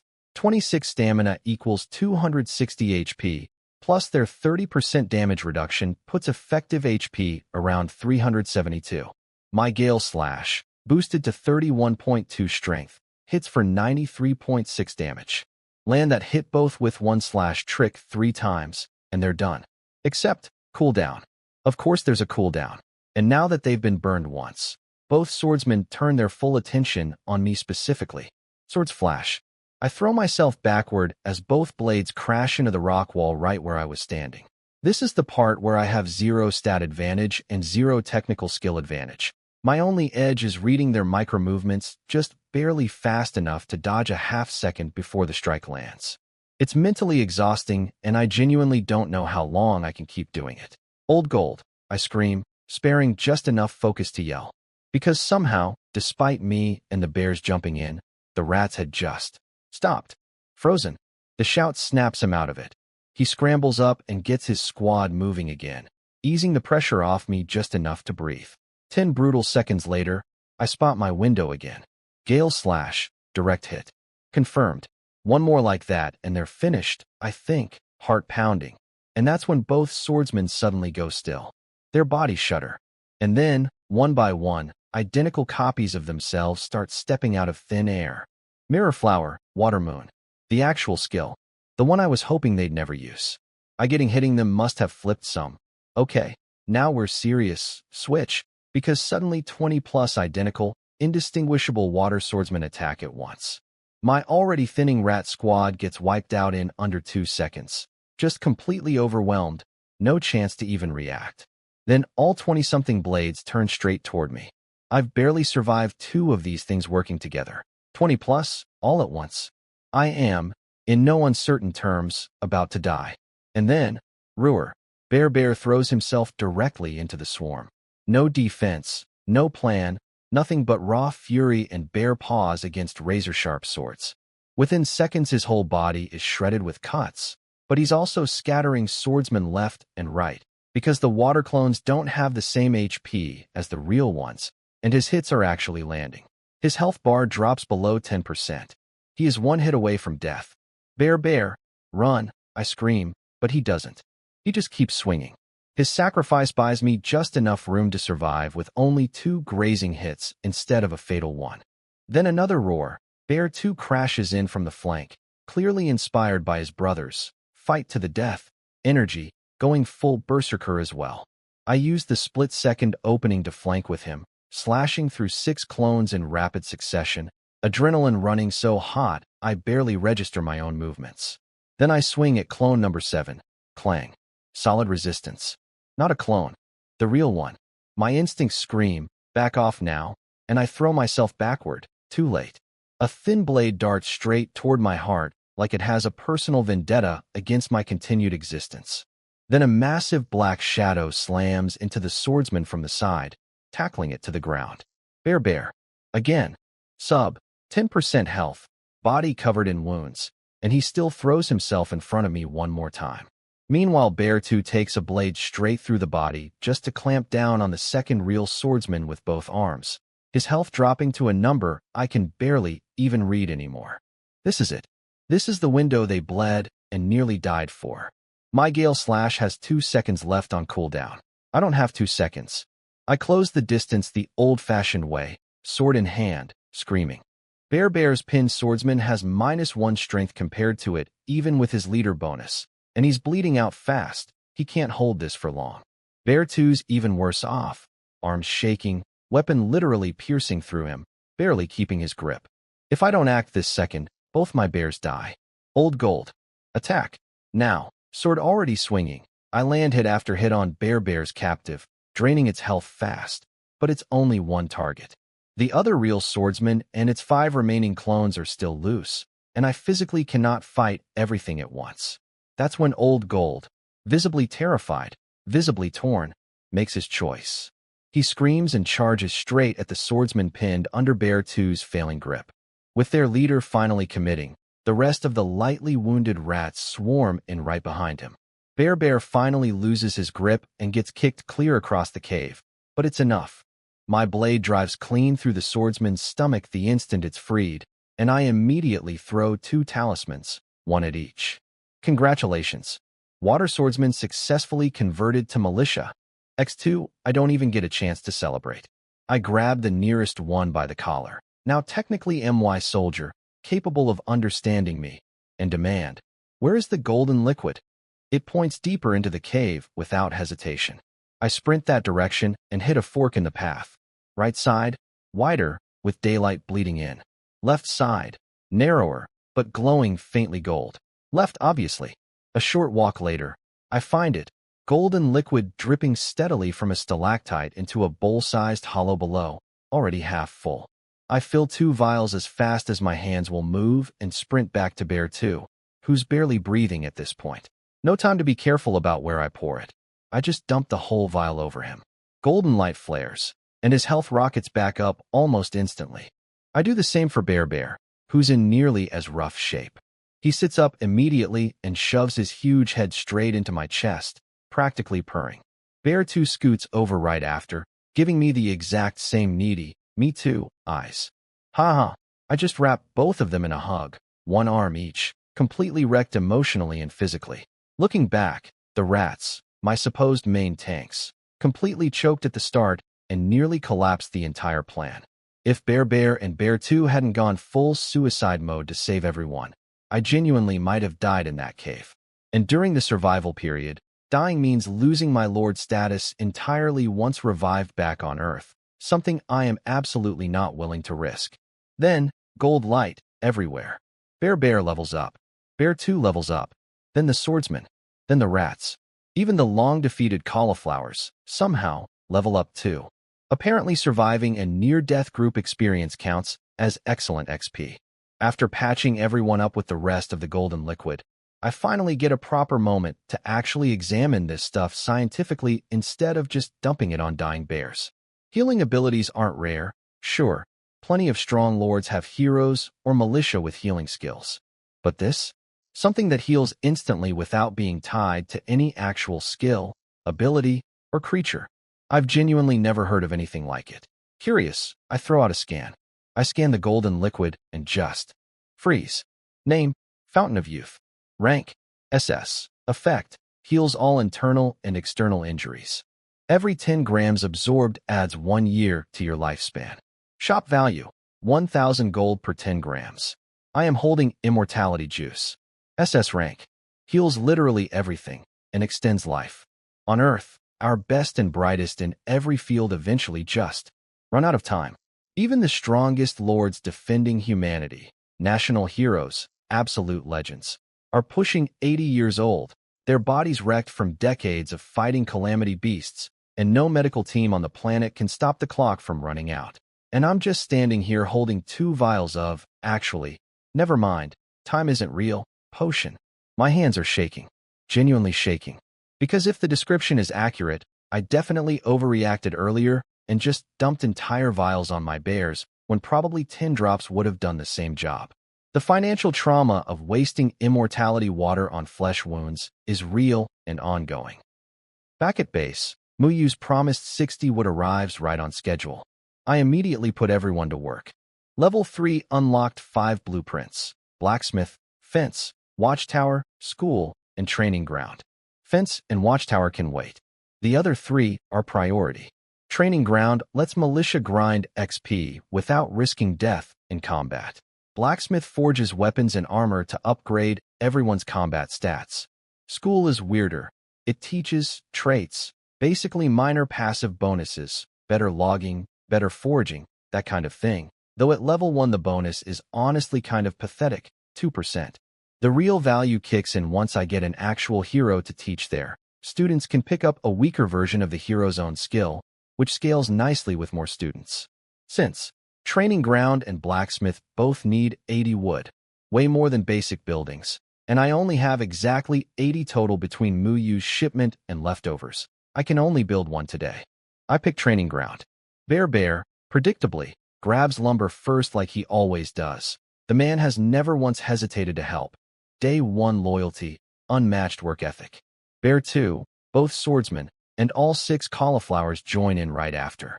Even my fire slimes pitch in under Big Fire's direction, hauling wood despite having the raw strength of a sneeze. Old Gold and the rats, meanwhile, get sent to the mine to gather ore, necessary fuel for the future blacksmith. On the walkover, Old Gold looks visibly depressed. Everyone else gets to stay at base near me. He's the one getting sent away. He can probably sense I'm not exactly his biggest fan after the cave debacle. Notice, gold-eating rat leader's loyalty has dropped by 11. Current loyalty, 61. I see the notification and don't really care.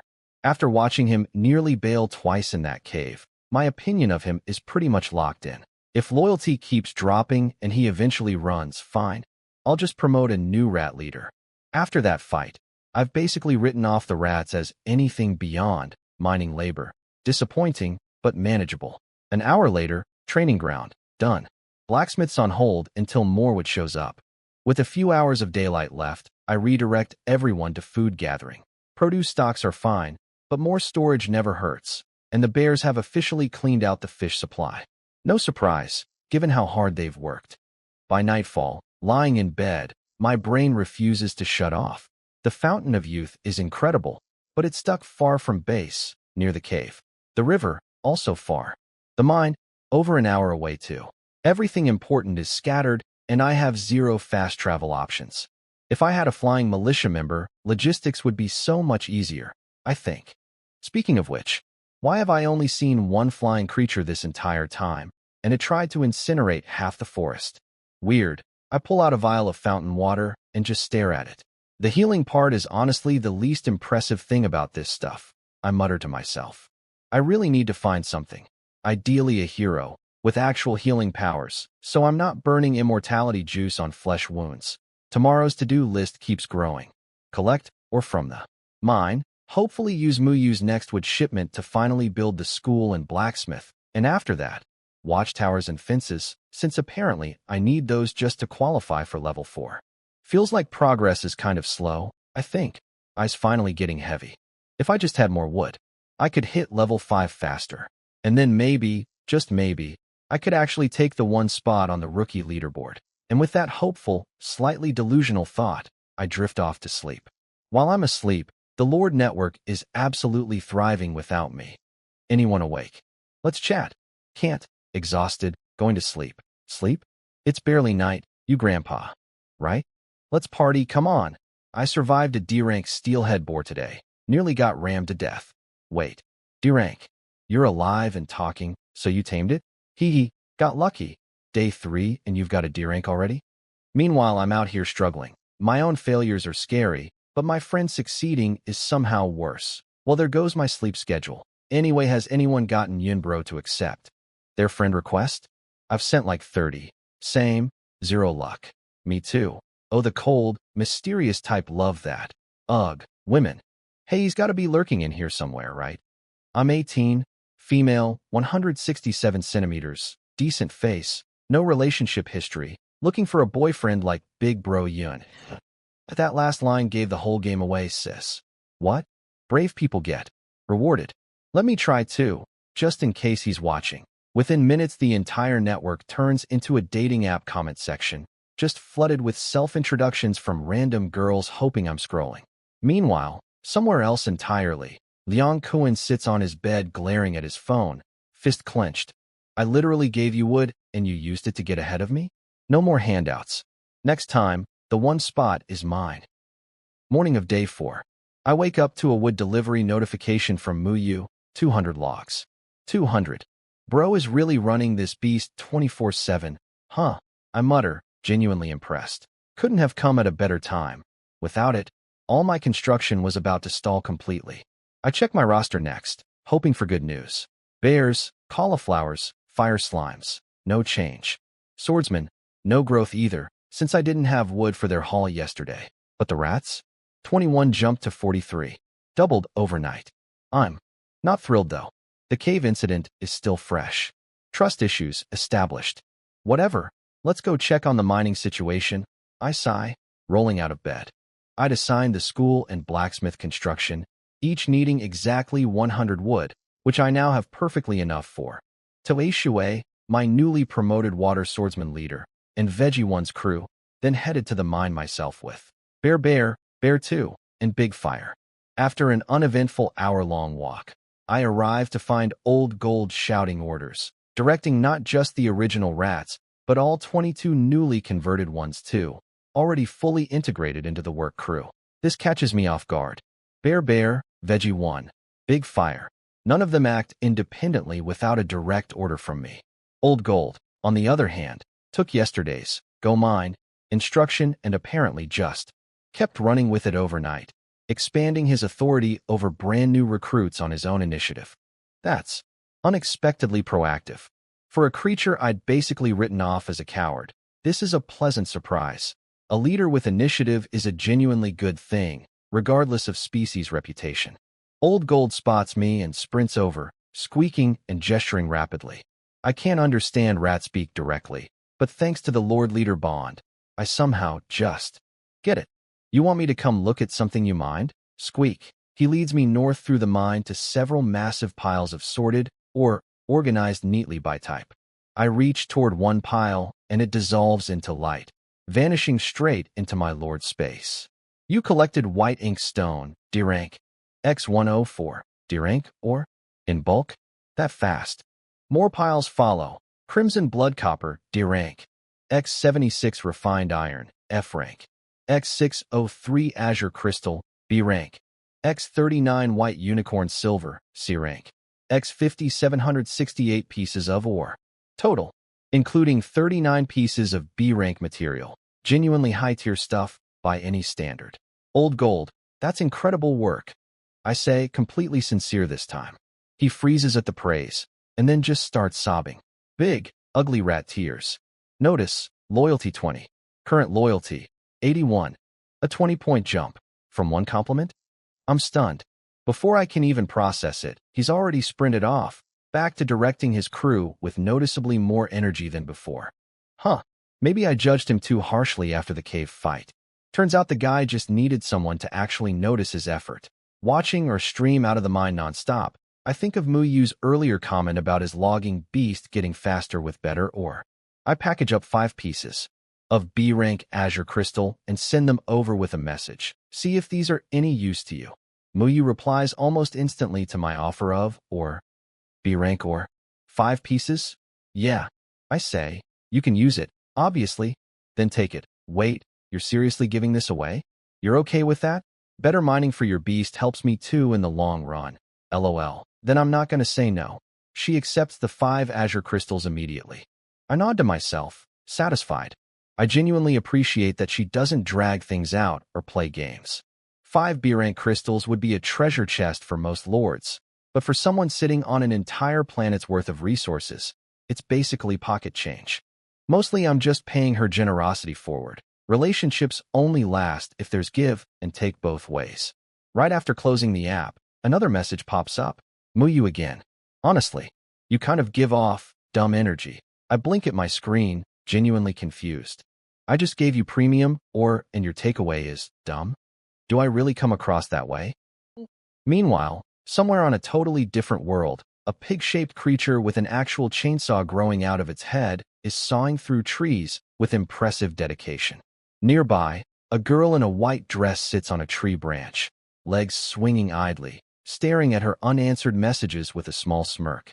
Calling you dumb and you just agree? Wow. She wrinkles her nose. Cutely dumb, though. Back at the mine, I'm casually watching the rats work when several of them suddenly bolt out of the tunnel screaming in panic. Old Gold, predictably, gets furious, barking at them to get back to work. He hasn't forgotten that his reputation as a coward is the exact reason I soured on him. But this time, the fleeing rats refuse to budge, babbling frantically, and more keep pouring out of the tunnel right behind them. Old Gold's expression shifts fast, not annoyed anymore. Worried, because whatever they're describing isn't ordinary, rats being cowards, behavior. He rushes over and reports to me directly.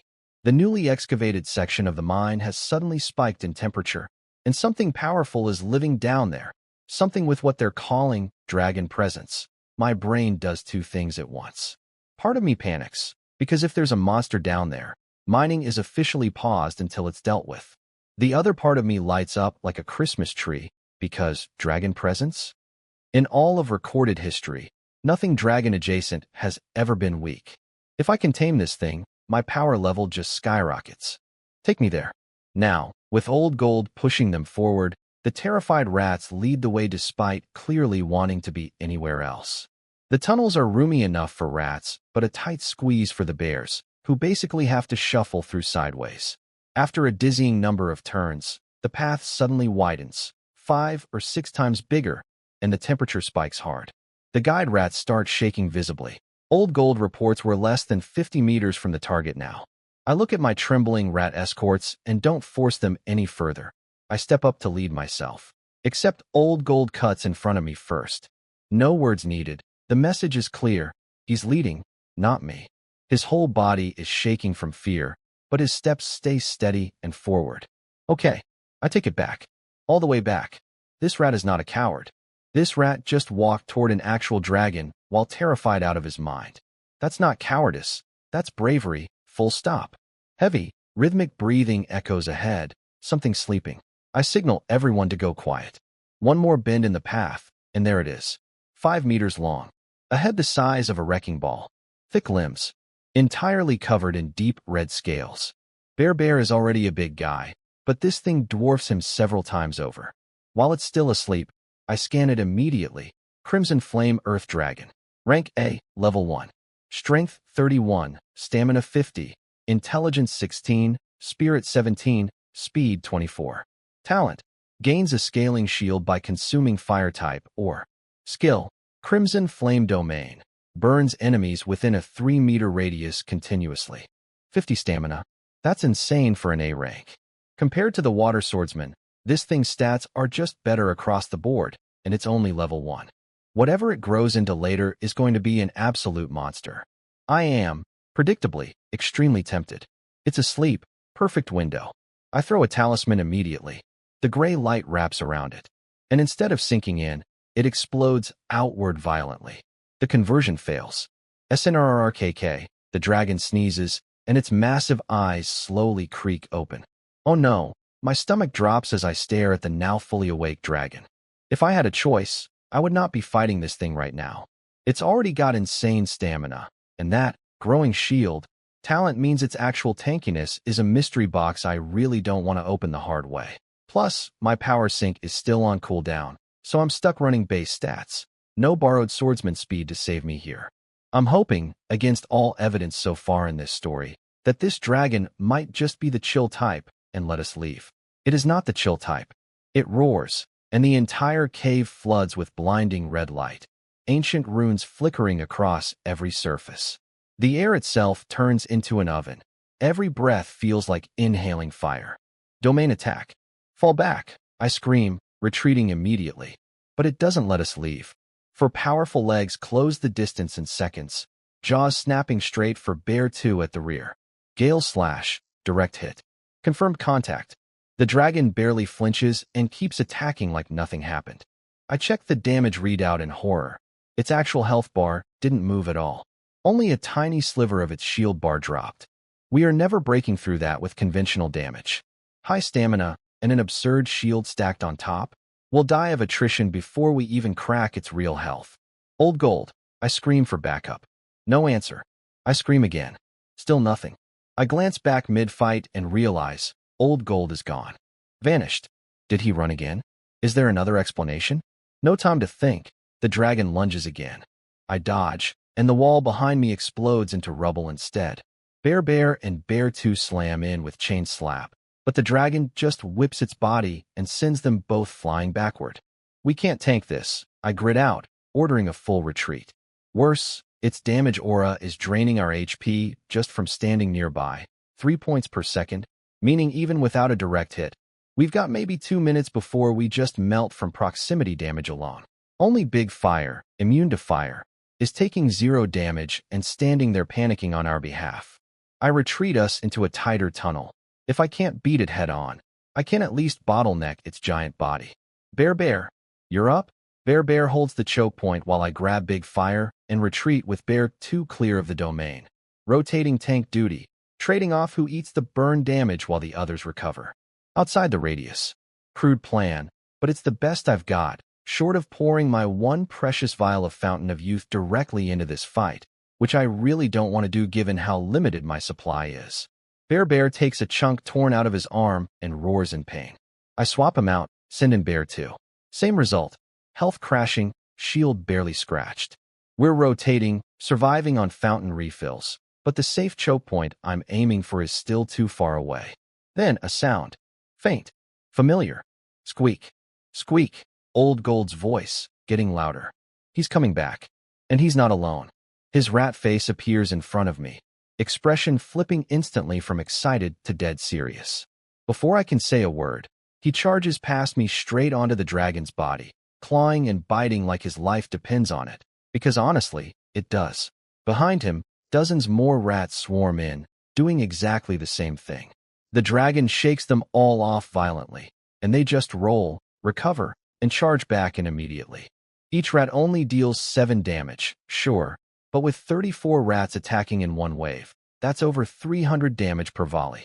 The dragon's massive size, which should be an advantage, is now a liability in this cramped tunnel. It can't shake them all off fast enough. The shield bar starts crashing. The dragon thrashes harder, roaring louder, but it's losing, and it knows it. It starts backing away fast, somehow just as quick in reverse as forward. Bear 2. Hold it here. I charge in myself, trying to provoke it into staying. Its shield is almost gone. It snaps, catching my blade with its jaw, and flings me backward like garbage. Old Gold, he doesn't need telling twice. The rats throw everything they have left into one more assault. The dragon breaks free into a wider tunnel and shakes them all off again. Health bar, down to a third. It's about to bolt, and at our current speed, nobody's catching it. Then, right in its path, a small shape appears. Big Fire. Arms spread wide, tiny body trembling, face set in absolute, suicidal determination. Get back here! I scream. My heart actually stops. Big Fire is an F-rank slime. Even leveled up to 13 from jelly snacks, his stamina is still only 30 measly HP. The dragon's strength is 31. One hit ends him completely. But he doesn't retreat. He screams back at the dragon, defiant, and throws himself directly into its path. The dragon actually pauses, mildly surprised something this pathetic would dare block it, then decides, with visible contempt, that this bug doesn't even deserve a real attack. It just charges forward to flatten him by collision. Except Big Fire leaps straight at its face. That insult is apparently the last straw. The dragon abandons the charge entirely and raises a claw instead, intent on smearing him into paste out of sheer rage. My brain goes into overdrive. There's no time, no options, except one. I hurl my last vial of Fountain of Youth, aimed perfectly so it won't splash the dragon, betting everything on physics and timing, even instant. Death takes a fraction of a second, and if the liquid lands in that fraction, maybe, it heals him back before his health hits zero. The vial shatters against the rock wall right on cue. The claw connects.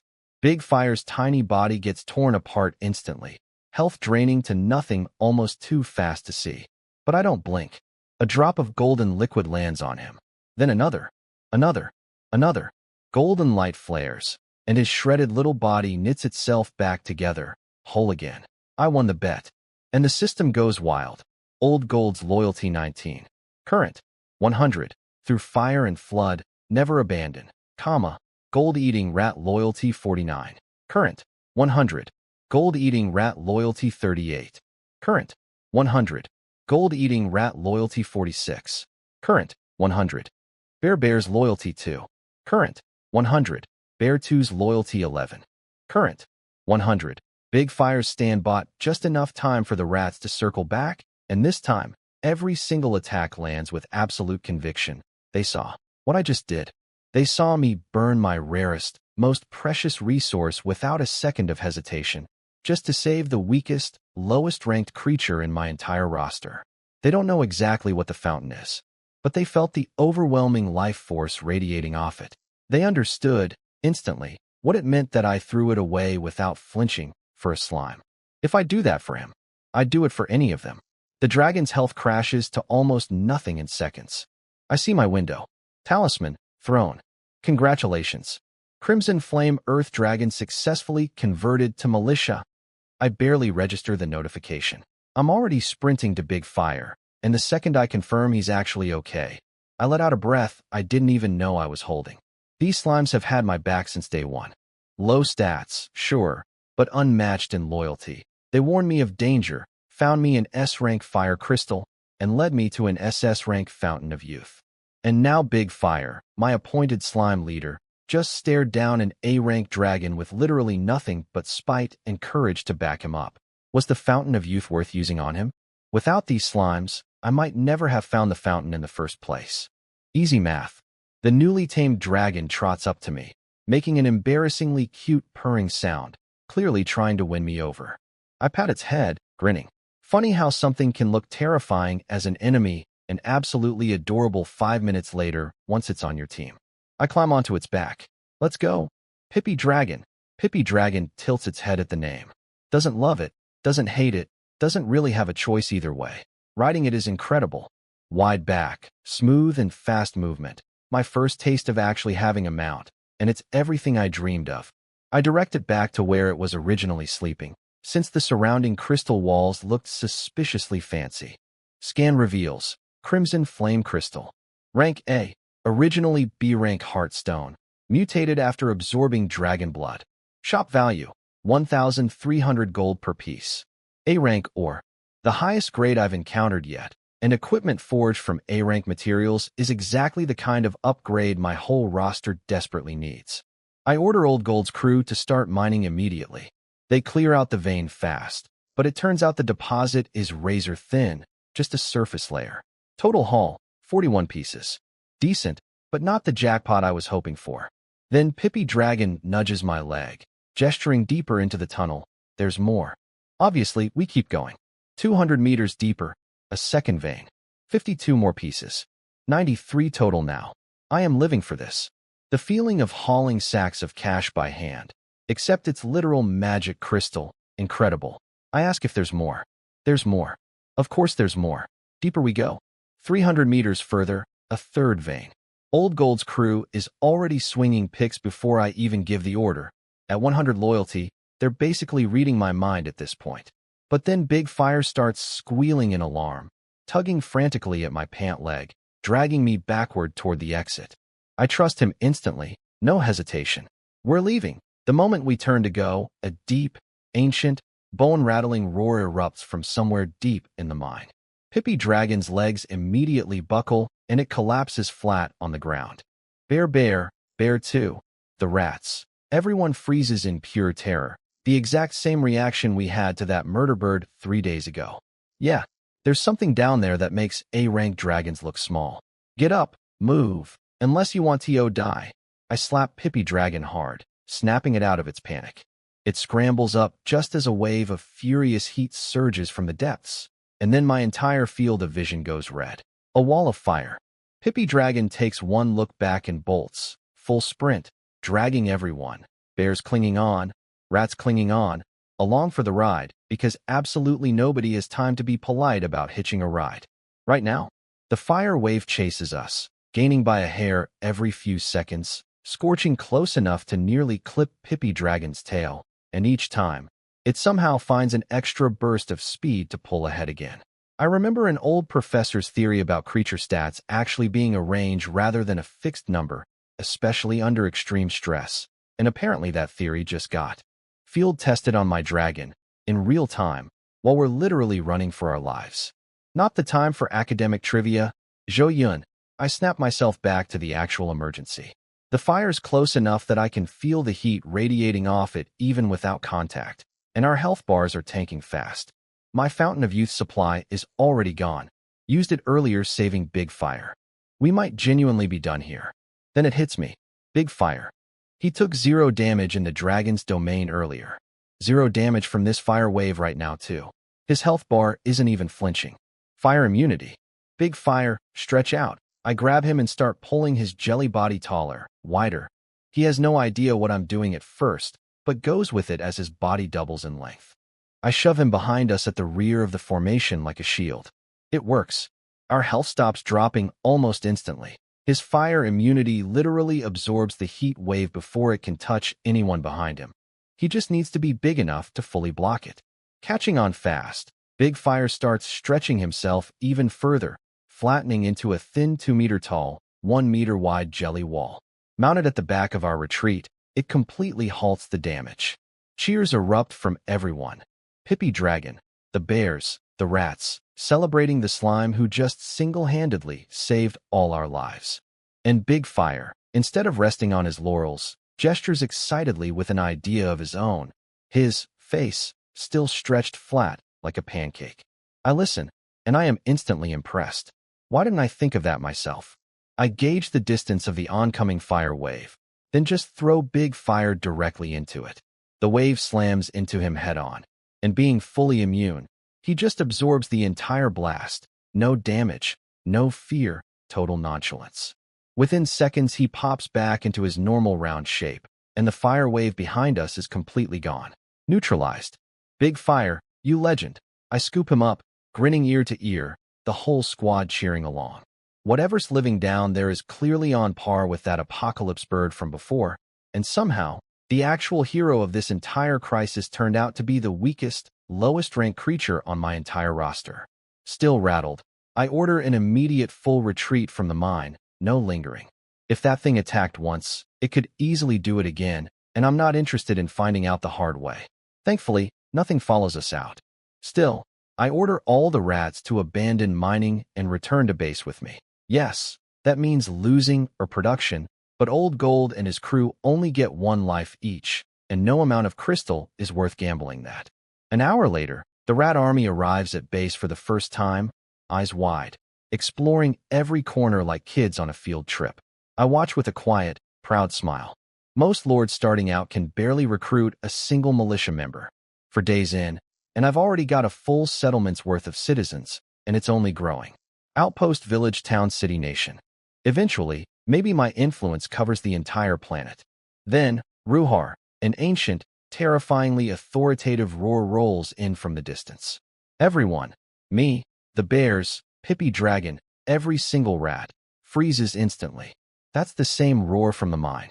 A black speck rises from the mountain's direction, rapidly expanding as it climbs, and resolves into an enormous, fully grown fire dragon.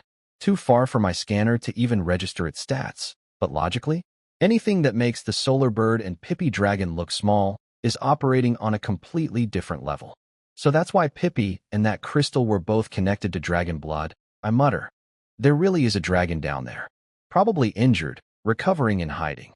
Then, a familiar screech from the west. The solar blazed divine bird. Same one from 3 days ago. Except this time it's not heading toward me. It flies straight at the fire dragon. The dragon notices and roars a challenge. The bird answers with a fireball. The dragon answers with dragon breath. They collide midair in complete, eerie silence. But the sky itself turns blood red from the resulting blaze. Two beings I have zero hope of matching, just casually throwing apocalyptic attacks at each other in the sky.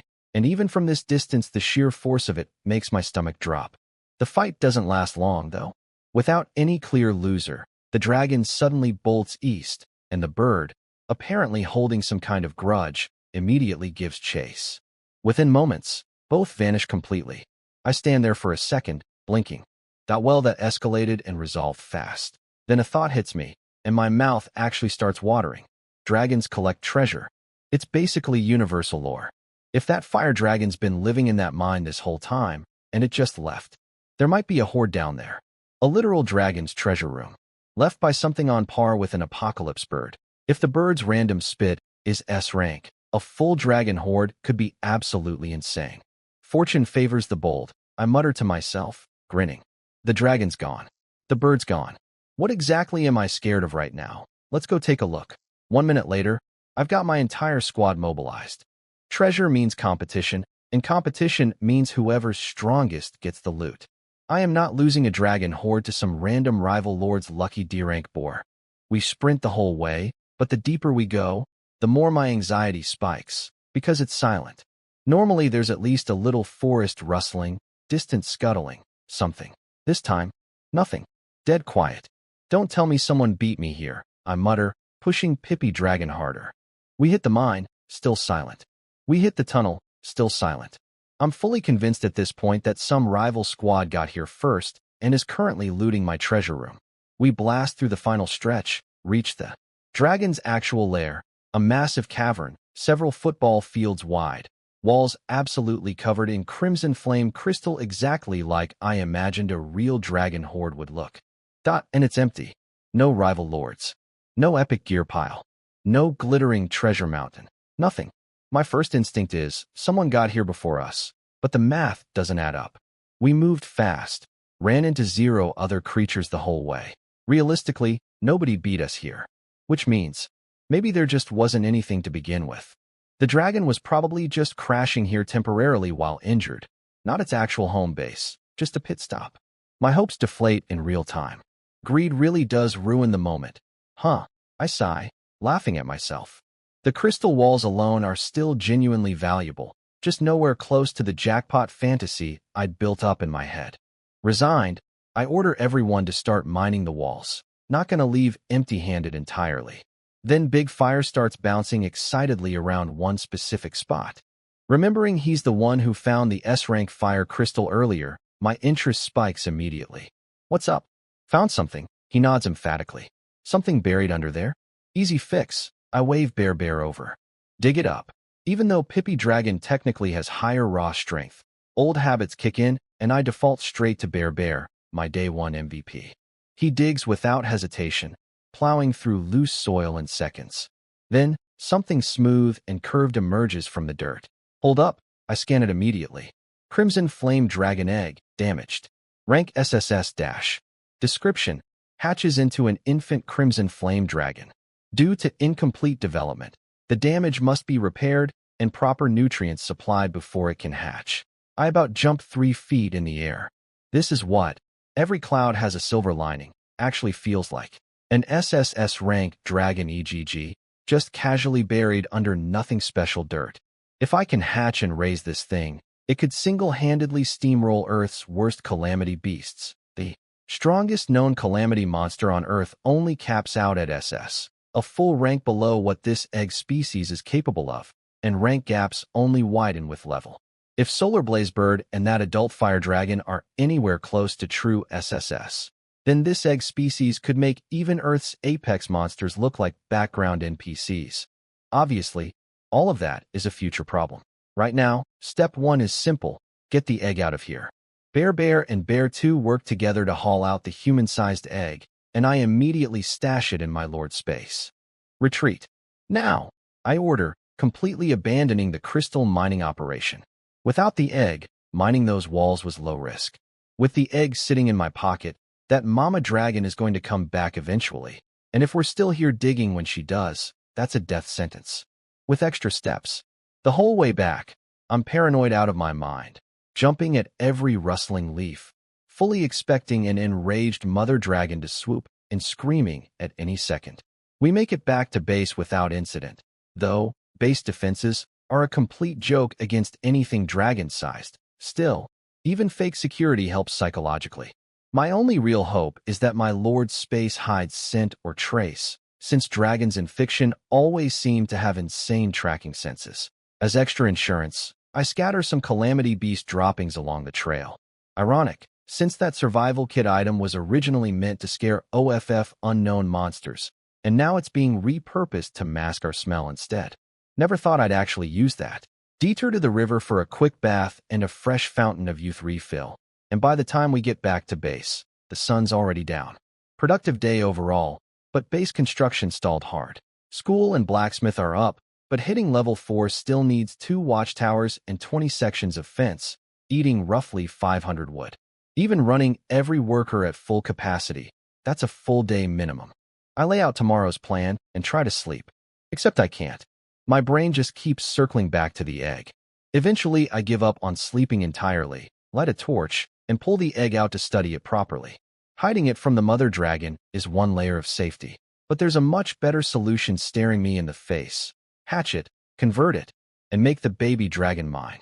Once it's officially my militia, even if Mama Dragon tracks us down, she'd have to think twice about attacking, not without risking her own kid.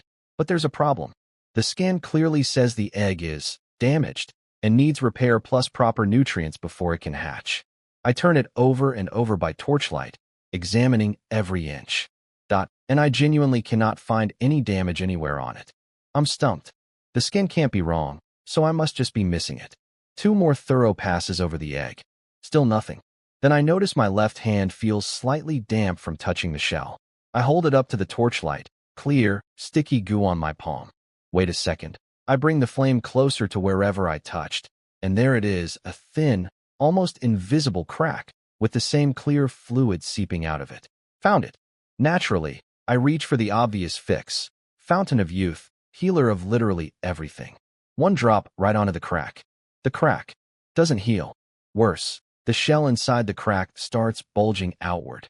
What in the? Confused but stubborn, I try a second drop. The bulge grows more pronounced.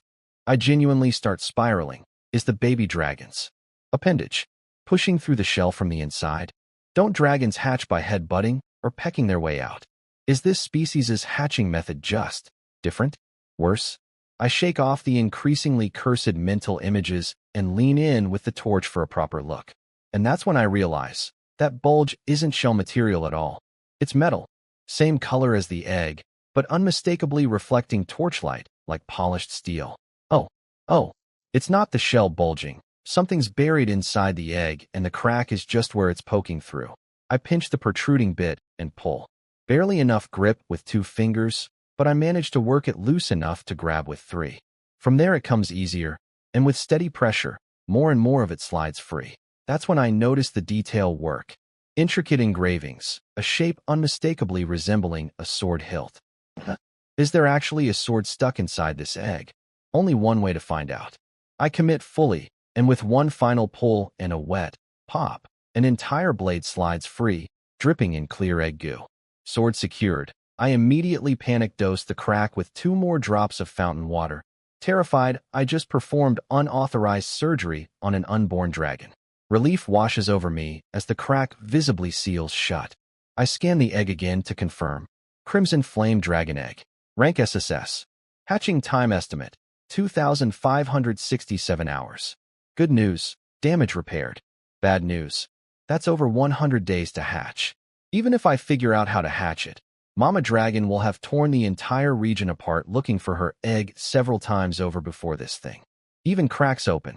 If living creatures could even be sold through the system shop, I genuinely consider it at this point just to make the problem go away. Right? The sword. I pick it back up off the floor, curiosity reignited. Scan. Cloud drift. Rank SS. Stats. Requires a hero to wield. Description. Only a hero may master this blade. Shop value. 1 gold. An SS rank sword. Stats hidden until claimed by an actual hero. No problem. Surely I basically count, right? I mean, technically, vibes-wise, I'm basically hero-adjacent. I grip it firmly and scan again. Nothing changes. Excuse me? I'm not a hero. I glare at the blade like it personally insulted me. Look again. Scan again. Same result. This is ridiculous. I flick it on the hilt like scolding a misbehaving pet. What's your definition of hero, exactly? Do you even know? Fine. Fine. Let me ask you something. I clear my throat dramatically. Yuan Shao of Hebei, for generations of nobility, countless loyal subordinates, currently commanding the entirety of Ji province. Would you call him a hero? Why am I quoting Romance of the Three Kingdoms at an inanimate sword? Embarrassed at myself, I chuck Cloud Drift into my lord's space. I genuinely thought sharing a Yuan in our names meant something. Turns out that was entirely one-sided. Heartbreaking. Egg stored too. I just sit on my bed for a while, sulking over owning 2 insanely powerful items I currently can't use for anything. Morning of day 5. No memory of falling asleep, but whatever. New day, new opportunities. Roster check first thing. Bears, 3, up 1. Cauliflowers, 8, up 2. Fire slimes, 15. Rats, 43. Water swordsman, 3, up 1.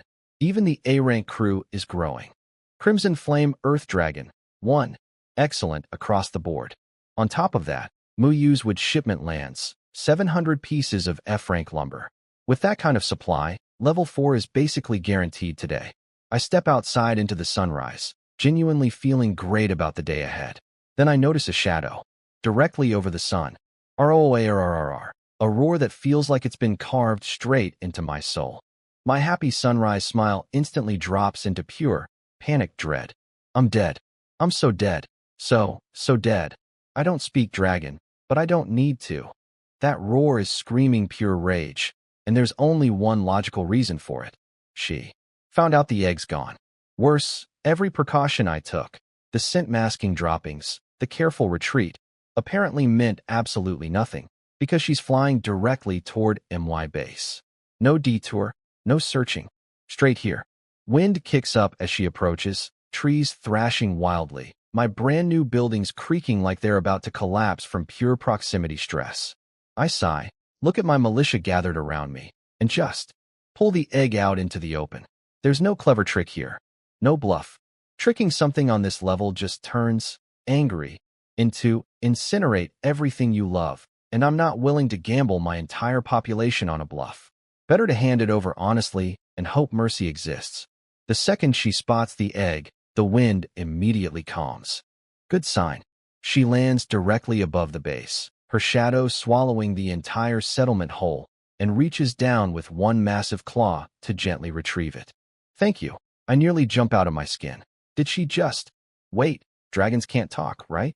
I look up and her enormous eyes are locked directly on mine. No fury in them. Just warmth. Gratitude.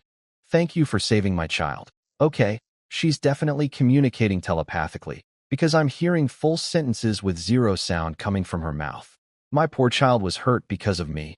Fatally, I thought. I believed I would only watch helplessly as the life drained from it. But somehow, by the grace of the dragon gods, you appeared. You're the one who saved my baby's life. I can feel that the wound has healed completely. Thank you, truly. Her eyes flicker with something like remembered pain, and then she physically tears off one of her own scales, dropping it gently in front of me. If you ever need my help, call on this. Whatever the trouble, I will do everything in my power to assist you, even at the cost of my own life. This is my promise. I am Alifia, of the Fire Dragon bloodline. And then she rises, slow and graceful, and flies off toward the north. I just stand there, staring at this absolute boulder of a scale sitting on the ground, brain completely fried. Did I seriously just turn about to die into personally promised a favor by an apex dragon? I crack a small, disbelieving laugh. If this thing's a little large for a keepsake, though, the moment I say it, the scale starts glowing faintly and shrinks down to palm-sized. Oh, size shifting, makes sense. Explains the blood trail back in that narrow mining tunnel too. Pocketing it, I take a few breaths to process the emotional whiplash of, I'm about to be cremated, flipping instantly into, a dragon owes me a favor. Then I clap my hands and snap everyone back to work. Big fire. Veggie 1. Ashue. Old Gold. Pippi. Let's go. Construction grinds on through the day, fence sections rising one by one, both watchtowers completed. By 5 p.m., we're literally one fence segment away from level 4. The base now has a visible perimeter. Even if it's temporary, fences can be torn down and rearranged freely, unlike real walls later. For now, good enough. Meanwhile, on the Lord network, people are getting suspicious. Day 5's almost over and something's off. Off how? Yunbro's still stuck at level 3 on the leaderboard. Wait, really? 12 people have caught up to him. Why's he stuck? Resource bottleneck? He got to level 3 first. Doubt he's bottlenecked on resources. Probably manpower, or hostile creatures eating his progress. If he's not level 4 by day 5, there's no way he hits level 5 before the period ends. And oh, I wanted that level 5 red packet. Same. But you can't force this stuff. Anyone got his contact? Let's check if he needs help. Bro, friend request still hasn't gone through. 1. Same here. Going to go cry in a corner. Guess the level 5 freebie train has left the station. And then, wait, he just leveled up. And oh way, for real? Holy, he actually did it. Level 4. Yunbro hit level 4. 5 is right there. Yunbro is unstoppable. Congratulations. You've completed 5 houses, 3 militia halls, lumber mill, mine, granary, blacksmith, 20 fences, 2 watchtowers, school, and training ground. Lord level up to 4. Lord space expanded. New blueprints unlocked. Lord's manor, fishery, orchard, vegetable garden, farmland. I grin so wide. It actually hurts a little. Level 4. And the climb to level 5 is almost embarrassingly light by comparison. Orchard, garden, and farmland barely sip wood and build fast. My whole crew working together could knock those out in under an hour. 5 more houses, same deal. The real bottleneck is the Lord's manor. 200 wood and 100 pieces of D rank or higher, or a requirement that wrecks 99% of early game lords who can't even find D rank materials, let alone in bulk. For me, a complete non-issue. I'm not just hitting the D rank requirement. I've got A rank or sitting in storage, and I fully intend to use it. Why burn premium A rank crystal on a basic building upgrade? Because the manor's real function is teleportation. Higher rank or used in construction equals more teleport beacons and longer range. D rank gets you 1. C rank, 2. Scaling up. A rank nets 4. Once built, I can drop beacons at the river and the mine and never waste hours walking there again. Instant travel. Massive quality of life upgrade. Level 4 itself is mostly a stepping stone though. Orchard, garden, farmland aren't urgent. Fisheries nice to have. The real prize sitting at level 5 is the Hero Tavern. Heroes are the actual game changer for any lord's power curve, and I am so close I can taste it. I want to push through the night and finish immediately, but everyone's exhausted from a full day of labor, and rushing now just risks mistakes. So, reluctantly, I call it and let everyone rest. Recovery first, speed second. Day 6 dawns, and the Lord network is buzzing, because no matter how brutal the week's been, tomorrow is day 7. Going home. Everyone here just turned 18 a week ago. Nobody's too proud to admit they miss their families. Even me, busy all day, but every night lying in bed, my thoughts drift to my parents and my sister, wondering if they're thinking about me the same way. I gather everyone outside the houses. Listen up, team. Tomorrow, we go home.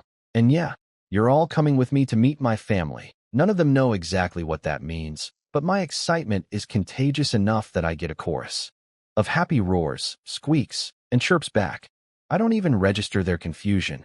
I'm too busy imagining my parents' faces when I walk in with an entire militia behind me. Most lords finish survival week with maybe 5 militia, if they're lucky. 10 is genuinely impressive. Me? I'm bringing home a full roster, headlined by an A-rank dragon and 3 A-rank swordsmen. Nobody, as far as I know, has ever pulled off a haul like this. The only disappointment, no new recruits today. Looks like every creature within my militia hall's range has already been converted. Shaking it off, I clap my hands. All right, everyone. Eat up, then back to work. 7 hours later, 2 p.m. Congratulations. You've completed everything required. Lord's Manor, Fishery, Orchard, Vegetable Garden, 3 farmlands, and 5 more houses. Lord level up to 5.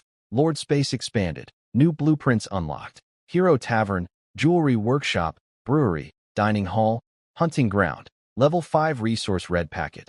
Send to entire network. Send. Obviously. Congratulations. You received Subject Summon Talisman X1. Subject Summon Talisman. Rank S. Effect.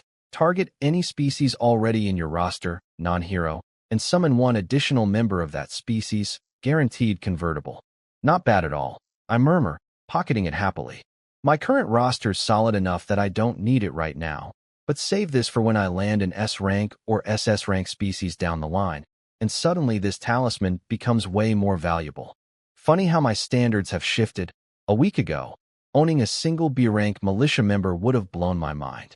Now I'm casually dismissing A-rank recruits. Eyes already on S-rank and beyond. Ambition really is bottomless. Meanwhile, the Lord Network is having a complete meltdown. I called it. I said Yunbro could do it. Oh my god. Day 6. He's level 5. Day 6. This is insane.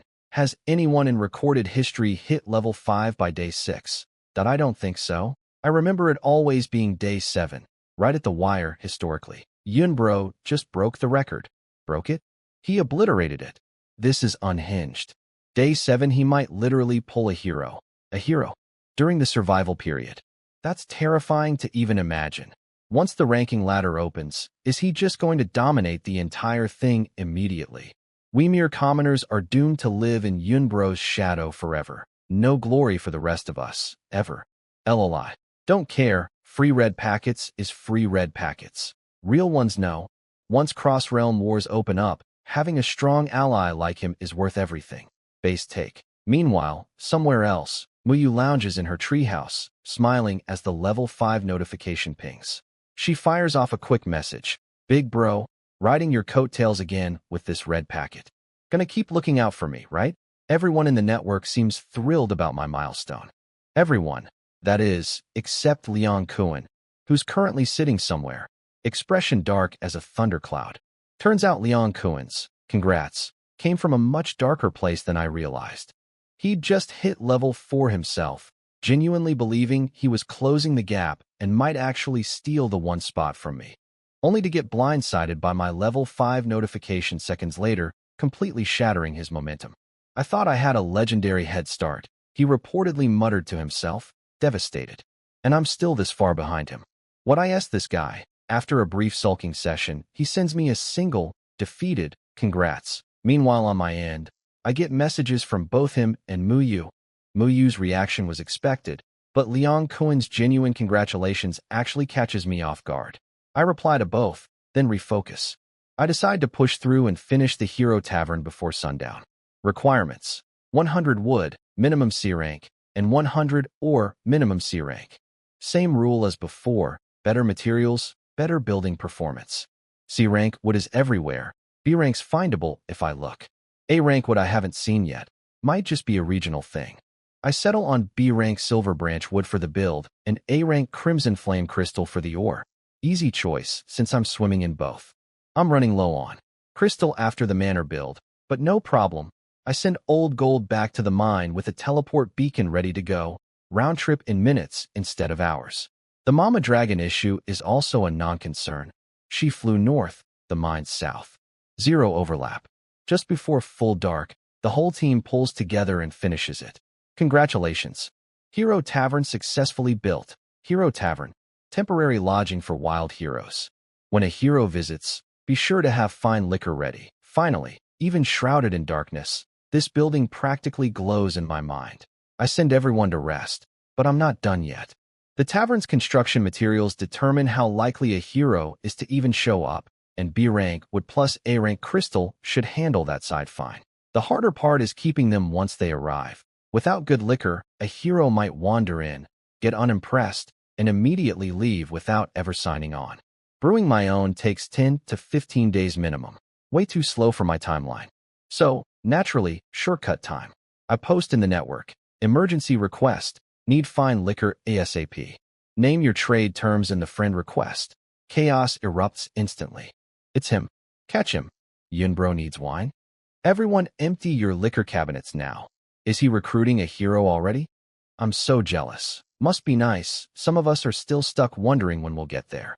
I happen to have 2 bottles of 30-year EXO lying around. Take them. No charge, bro. With a move like that, Yunbro's never gonna forget your name. I've got a case of premium wine I bought off some live stream. Happy to donate too. Shut up and step aside, peasants. Within a minute, over 30 friend requests roll in, most arriving with the liquor already attached, plus modest asks. Some want ore, some want wood, some just want to be my friend. I approve all of it. Networking with other lords matters, and being reasonable about it matters even more. Not one person tried lowballing me with some outrageous demand just because they handed over a couple bottles. Then a notification catches my eye. Leon Cohen. Was going to keep this for myself, but clearly that ship's sailed. You need it more. Take it all. He sends an entire package. I open it. 10 full cases. Hennessy XO. 14 generation Dragon Moon. Kwaichao Matai Flying Fairy. Romani Conti. Holy crap. These are actual top-shelf bottles. I mutter, genuinely impressed. The combined value of everything 30 other lords sent me doesn't even come close to what this one guy just handed over. I take all of it without hesitation. This is exactly the kind of supply I need right now. No point being precious about it. But friendship runs both ways, so I immediately send him 3 pieces of A-rank Crimson Flame crystal as payback. He accepts almost instantly. Thanks. I owe you one for this round. I'll pay it forward next time. I smile to myself. Nothing more needs saying.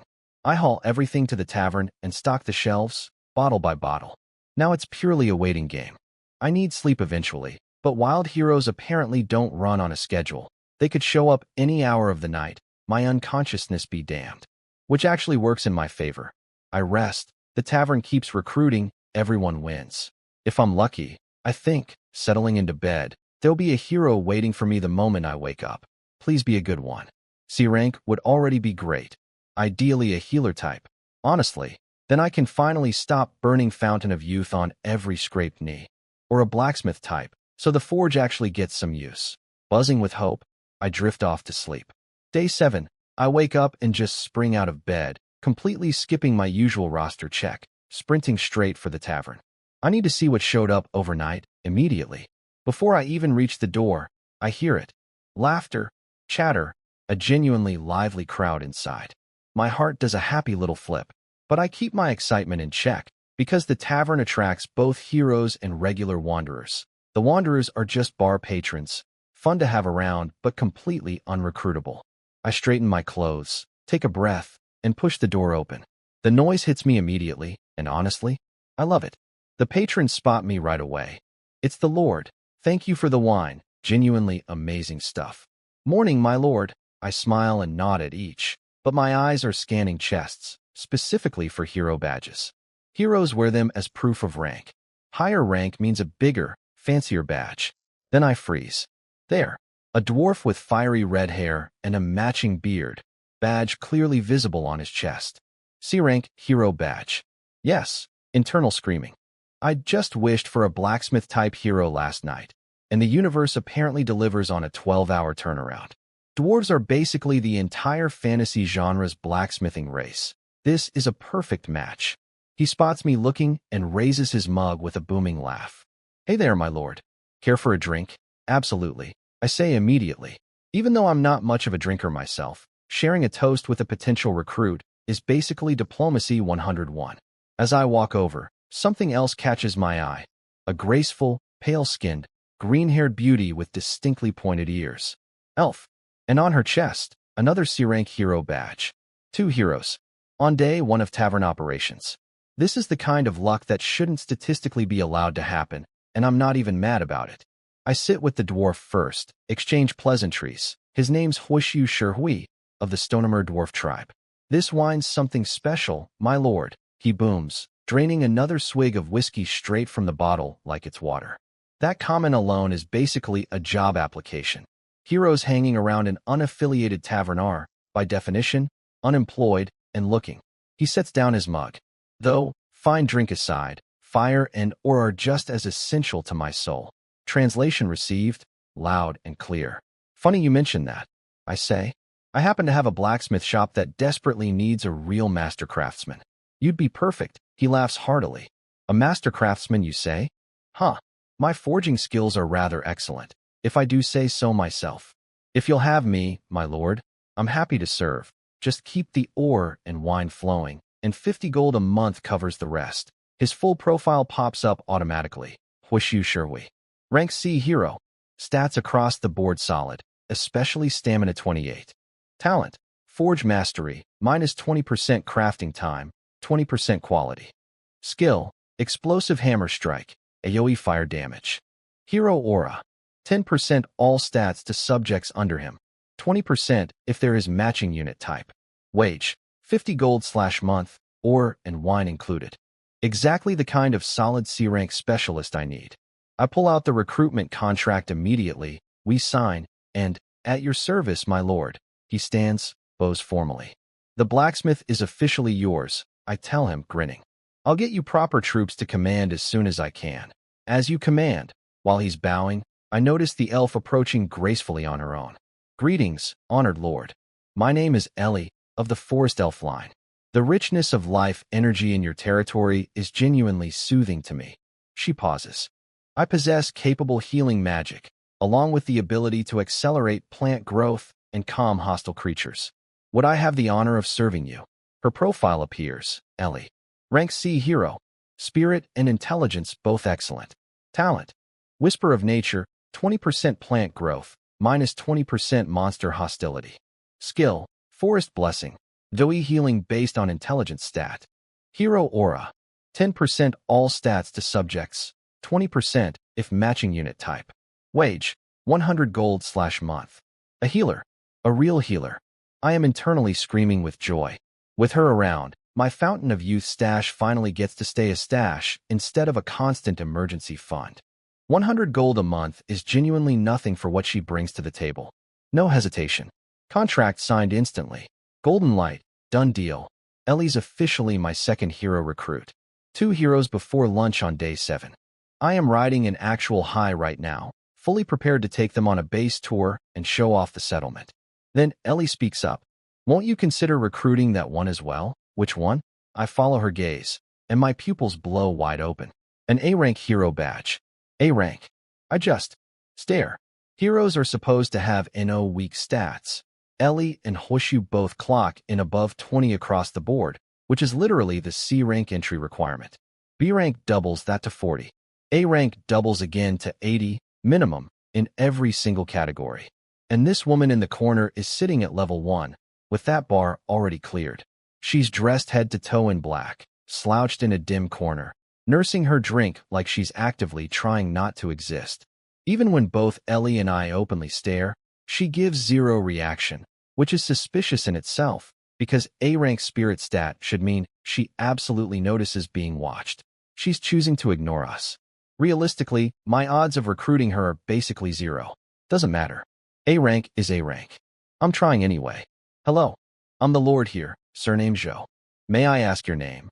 Wuji, she says flatly, mid-sip, barely looking up.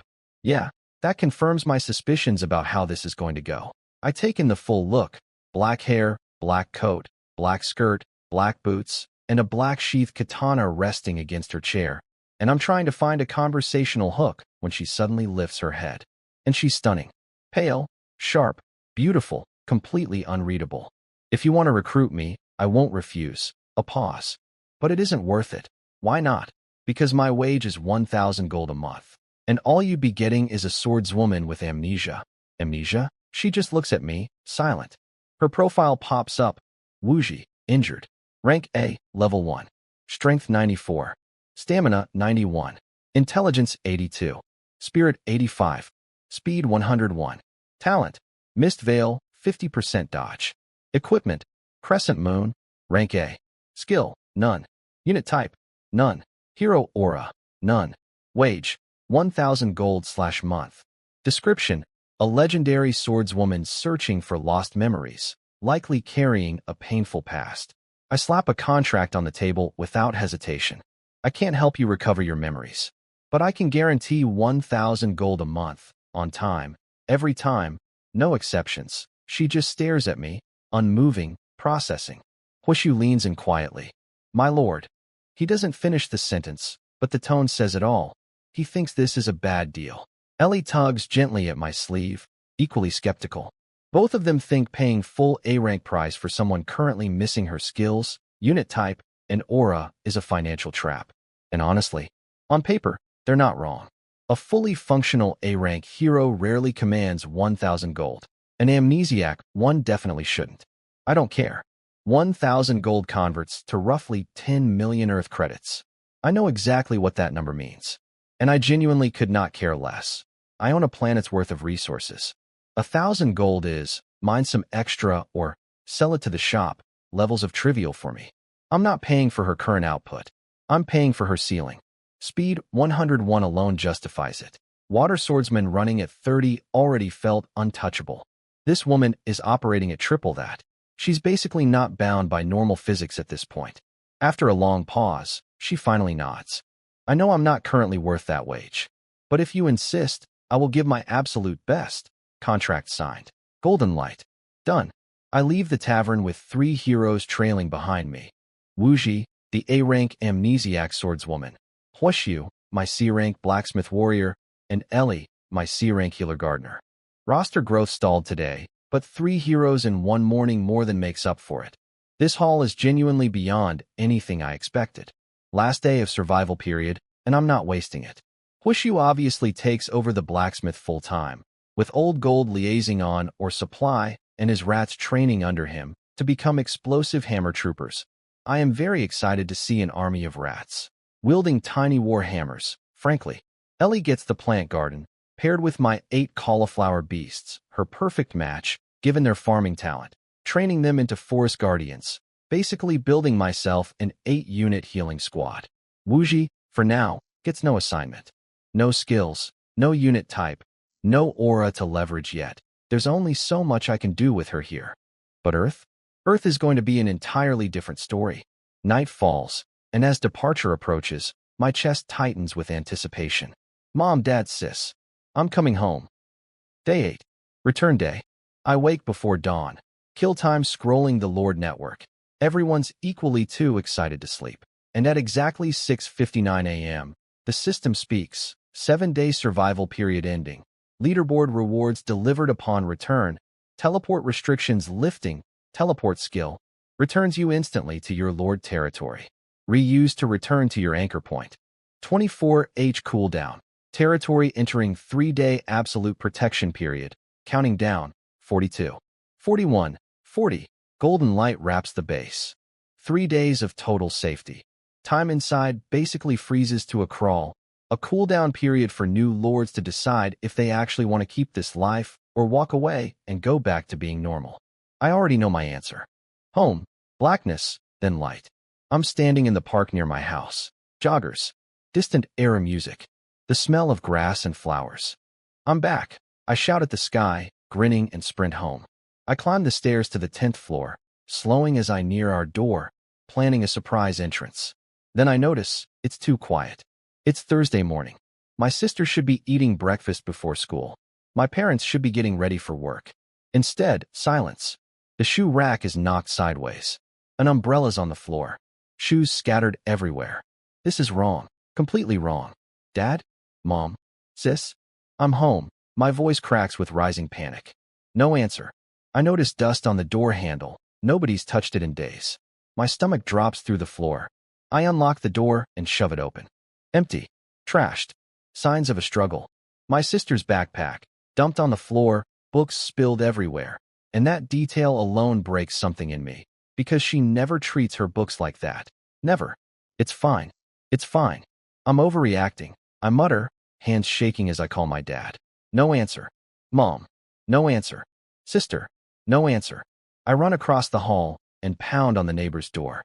Aunt Lee, Uncle He, anyone home? The door creaks open. Aunt Lee, who takes one look at me, surprise flashing into something far worse. Pity. Sweetheart, your parents and sister were taken 5 days ago. A group showed up, loud, demanding money. Things got loud inside, and then they were just gone. The district watch even came out, but it didn't matter. Word around the building is they're loan sharks. Not people you mess with. Loan sharks. I repeat numbly. It clicks all at once. The money never made sense. My parents' modest income could never cover my education costs, not even close. But every time I asked, they brushed it off, told me to focus on school. This is what they'd been hiding. Did you catch anything else? A company name, an accent, tattoos, anything? She thinks. Not much, honestly, just plain black suits. Though, I did hear them say something like Onbong a few times.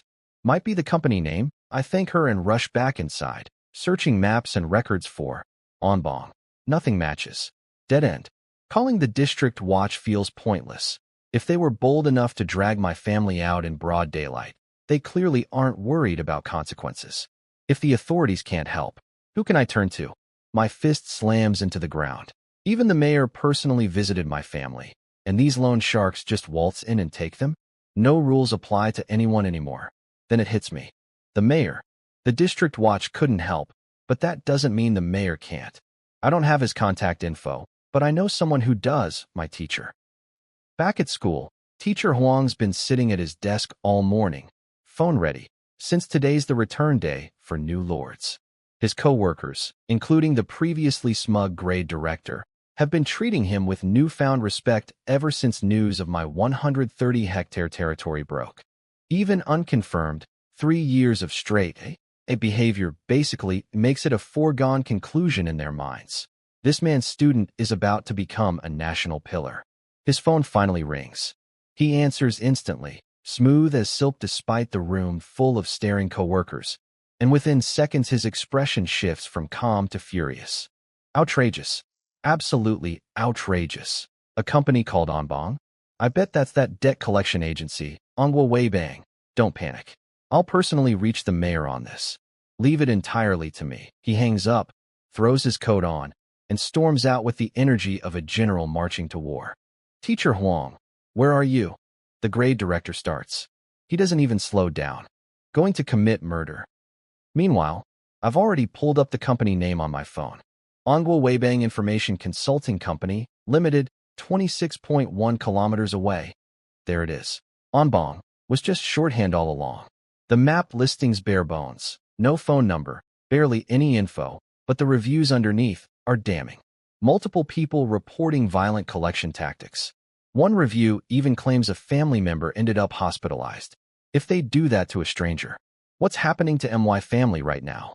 I sprint outside, hail a cab. As fast as you possibly can, please. You got it. The driver floors it and immediately hits traffic. Ugh, today's the return day for new lords, he grumbles. Roads are a nightmare. I check the map. Estimated delay, 29 minutes. Unacceptable. I pay the driver and bail early, walking straight into the dedicated Lord Lane, running down the road's center, wide open, built specifically for situations exactly like this. I raise my hand. Gold light flashes, and out steps a 5-meter-long, red-scaled beast with a head the size of a wrecking ball and legs like tree trunks. Pippi Dragon. I swing onto his back, pat his curious, swiveling head. Pippi, let's move. Roar. He charges, hooves slamming the pavement in a thunderous rhythm. The cab driver stares, jaw on the floor. Did I just give a ride to a lord? That young?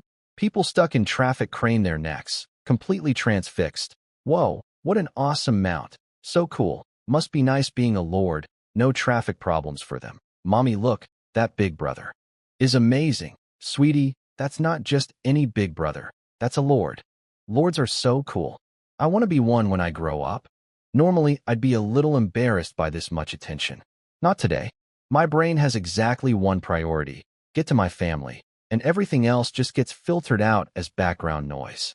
Pippi's base speed is 27 after his leader stat bonus, which translates to roughly 54 kilometers per hour at full burst, slower than a car normally, sure, but cars get stuck in traffic. Pippi, on the open-lord lane, just keeps going. His top speed usually can't be sustained long, but today, something's clearly fueling him, because he holds 45 kilometers per hour continuously, blowing past one mounted lord on horseback, then another riding an ostrich, apparently developing a taste for overtaking people. That thing's fast. That body type shouldn't move like that. What I asked that? So stylish. Hey friend, what mount is that? You selling? Half an hour later, we arrive, a 30-story office tower.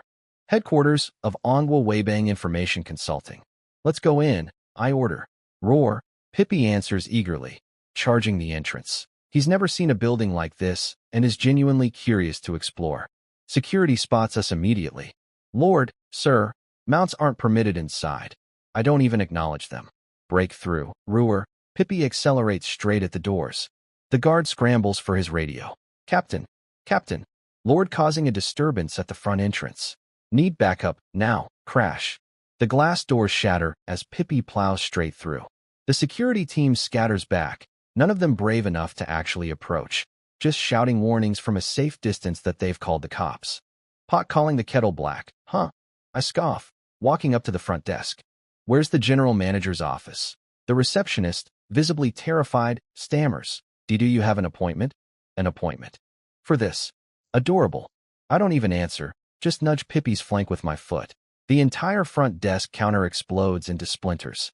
She SCREMS. Security. Someone help. 30 guards show up in response. The team leader spots me immediately, raising a riot baton as he charges. On bong. The word alone makes my expression go ice cold. Pippi senses my mood and doesn't even bother dodging the incoming baton, just swats it aside with one claw. Thwack. The team leader goes flying into the wall. 2 more swings, 2 more guards launched. The rest freeze instantly, finally understanding that engaging means becoming a human pancake. I lock eyes on the receptionist again. She immediately cracks. 11th floor. He's on the 11th floor. I nod and head for the elevator. Pippi's way too big to fit, so I send him back to my territory and ride up alone. 2nd floor. 3rd. 5th. The elevator stops at the 8th floor. I assume someone's getting on. The doors open and 2 wolves lunge straight at me. Reflexes kick in instantly. 1 punch, 1 kick. Both wolves go flying. I'm currently running synced stats from my water swordsman leader, Aishue, strength, 33, times 120% stamina, 29 intelligence, 23 spirit, 23 speed, 33, times 110%. Equipped, Gale sword in hand. I step out into the hallway with my strength sitting at 39.6. Enough force to seriously injure a normal wolf with a single hit. These 2. They get launched, hit the ground, roll, and just get back up. Barely phased. Somebody's militia. Not bad. Kid. A deep voice rumbles from the side. A middle-aged man in sunglasses and a black suit is standing there, clapping slowly, surrounded by 16 more wolves. A lord, working dirty jobs for a company like this? I sneer. Pathetic. No, you've got it wrong, he says, wagging a finger. I'm not working for the company. I answer to myself. My nephew owns this place. I just hold a 40% stake. My eyes drop. So he's not some misguided employee. He's an owner. Nothing left to discuss. I lunge without warning. Enemy confirmed. Problem to be solved. Get him. He retreats fast, commanding his wolf pack forward. I don't even blink. These wolves might not be ordinary, but anything under 20 speed reads as slow to me at this point. Sidestep, line up the angle. Gale slash. A green crescent of wind tears through nearly 10 wolves in a single sweep, dropping their health bars to near zero, blood pooling beneath them. Retreat. Now, the man scrambles to recall his pack into storage, visibly shaken. He genuinely didn't expect someone this young to hit this hard. His wolves, D rank, sure, but raised for almost 20 years, averaging level 45, every stat above 12. Nearly got one shot by a teenager's sword swing. Composing himself with effort, he says, impressive for someone so young. Explains the recklessness of charging in alone. He pauses. So, what exactly did Anbong do to upset you? If it's minor, I could fix it. Consider it a gesture of friendship. My expression stays completely flat. If he'd said this before I started breaking furniture, maybe I'd have considered it. But now? Now you're losing and suddenly want peace talks? Too late. You can't fix this, I say, slowly raising my blade. This is much bigger than you think. I lunge again, sword aimed straight at him. Technically, lords aren't allowed to kill each other outright under national law. But as long as nobody dies, the state tends to look the other way. You little. The man's composure cracks completely. Fine. Balit, teach him some manners. A flash of pale gold light, and a werewolf materializes midair, catching my blade between both clawed hands. I narrow my eyes. There's a hero badge on its chest. A hero. Worth taking seriously. I push again. Clang. Clang. Clang. 3 strikes, all cleanly parried. The man's confidence visibly returns watching Balit handle me with ease. Full power. Just don't kill him. Have your fun otherwise. Balit leaps back, then surges forward with blinding speed, claws now glowing crimson red, aimed straight at my chest. The man's smirk widens. Age and experience beats raw talent, he thinks. There's a particular satisfaction in crushing a prodigy with more potential than himself. But something about my reaction confuses him. I don't dodge. Don't block. I just stand there, sword grounded, completely still. Balit's clearly stronger, sure, but not that much stronger. Giving up already? Typical. Kids these days really don't have the grit they used to. Right as that thought finishes forming, a flash of gold light streaks past me. Clang. Half of Balit's claw, and its entire head, goes spinning through the air. Mid-rotation, in its final dying view, it sees her, a long-haired girl in a pure black school uniform, frozen mid-draw, standing perfectly still right in front of me. That's a fast blade boom. Balit's body explodes into a shower of light particles and just dissolves. Summoned creatures, once dead, go back to their lord's territory as a soul.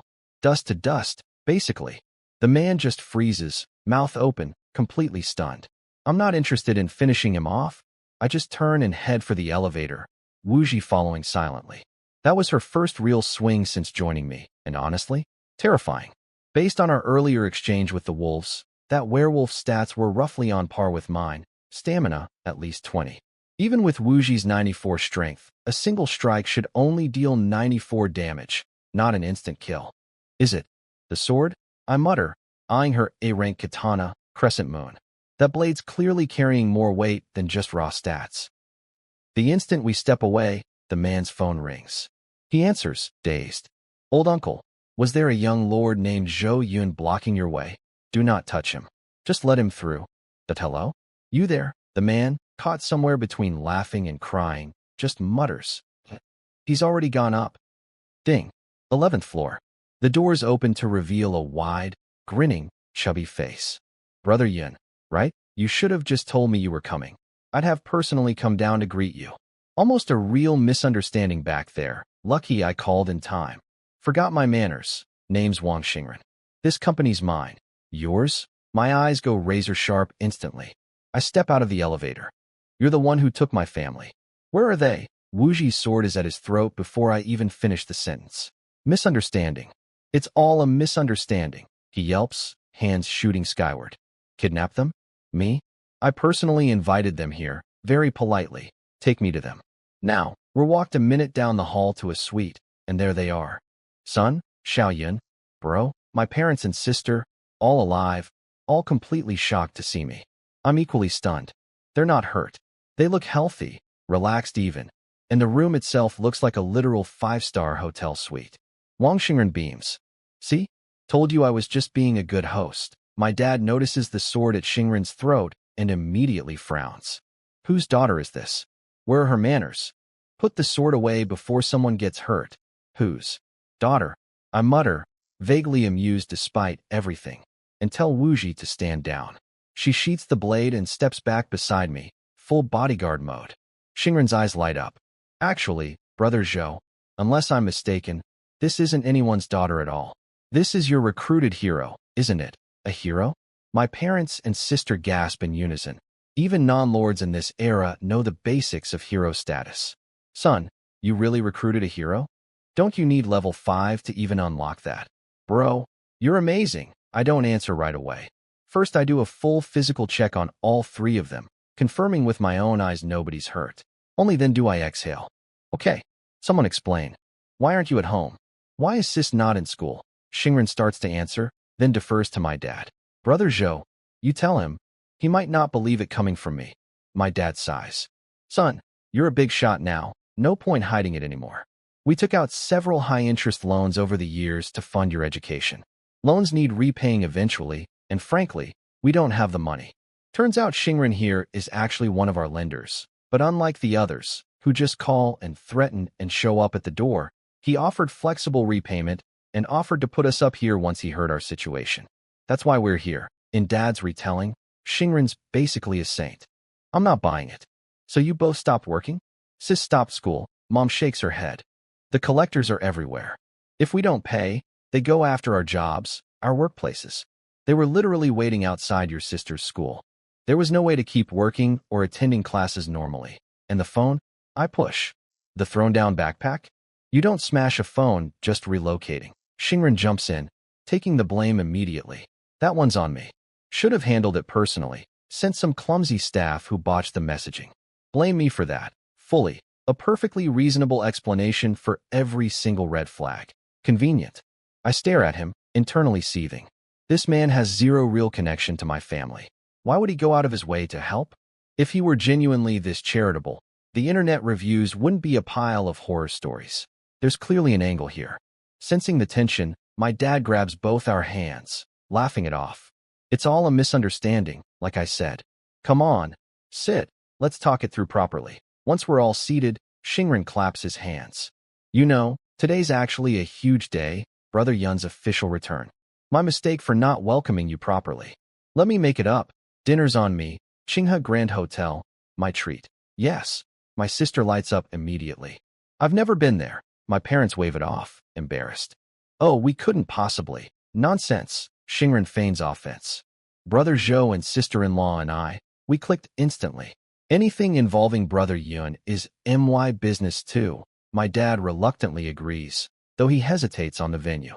Dinner sounds great, but Qinghe Grand. I heard a single table starts at 100,000. Way too extravagant. Maybe somewhere more reasonable? Xingren waves a dismissive hand. Money comes and goes. Besides, Brother Yun's territory is 1.3 million square meters. Once he's officially confirmed, that national first-tier subsidy is basically guaranteed. The man's destined to become a national pillar. A nice dinner is the least he deserves. My parents nod along, beaming with pride. They'd never spend that kind of money on themselves, but on me? Suddenly, it feels completely justified. Meanwhile, my expression has gone cold.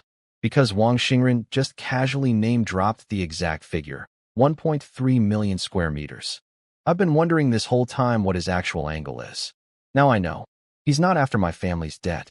He's after my future. Right on cue, he frowns thoughtfully. Qinghe Grand's probably booked solid with welcome home dinners tonight. If we throw a big celebration, people are going to want proof of the territory claim.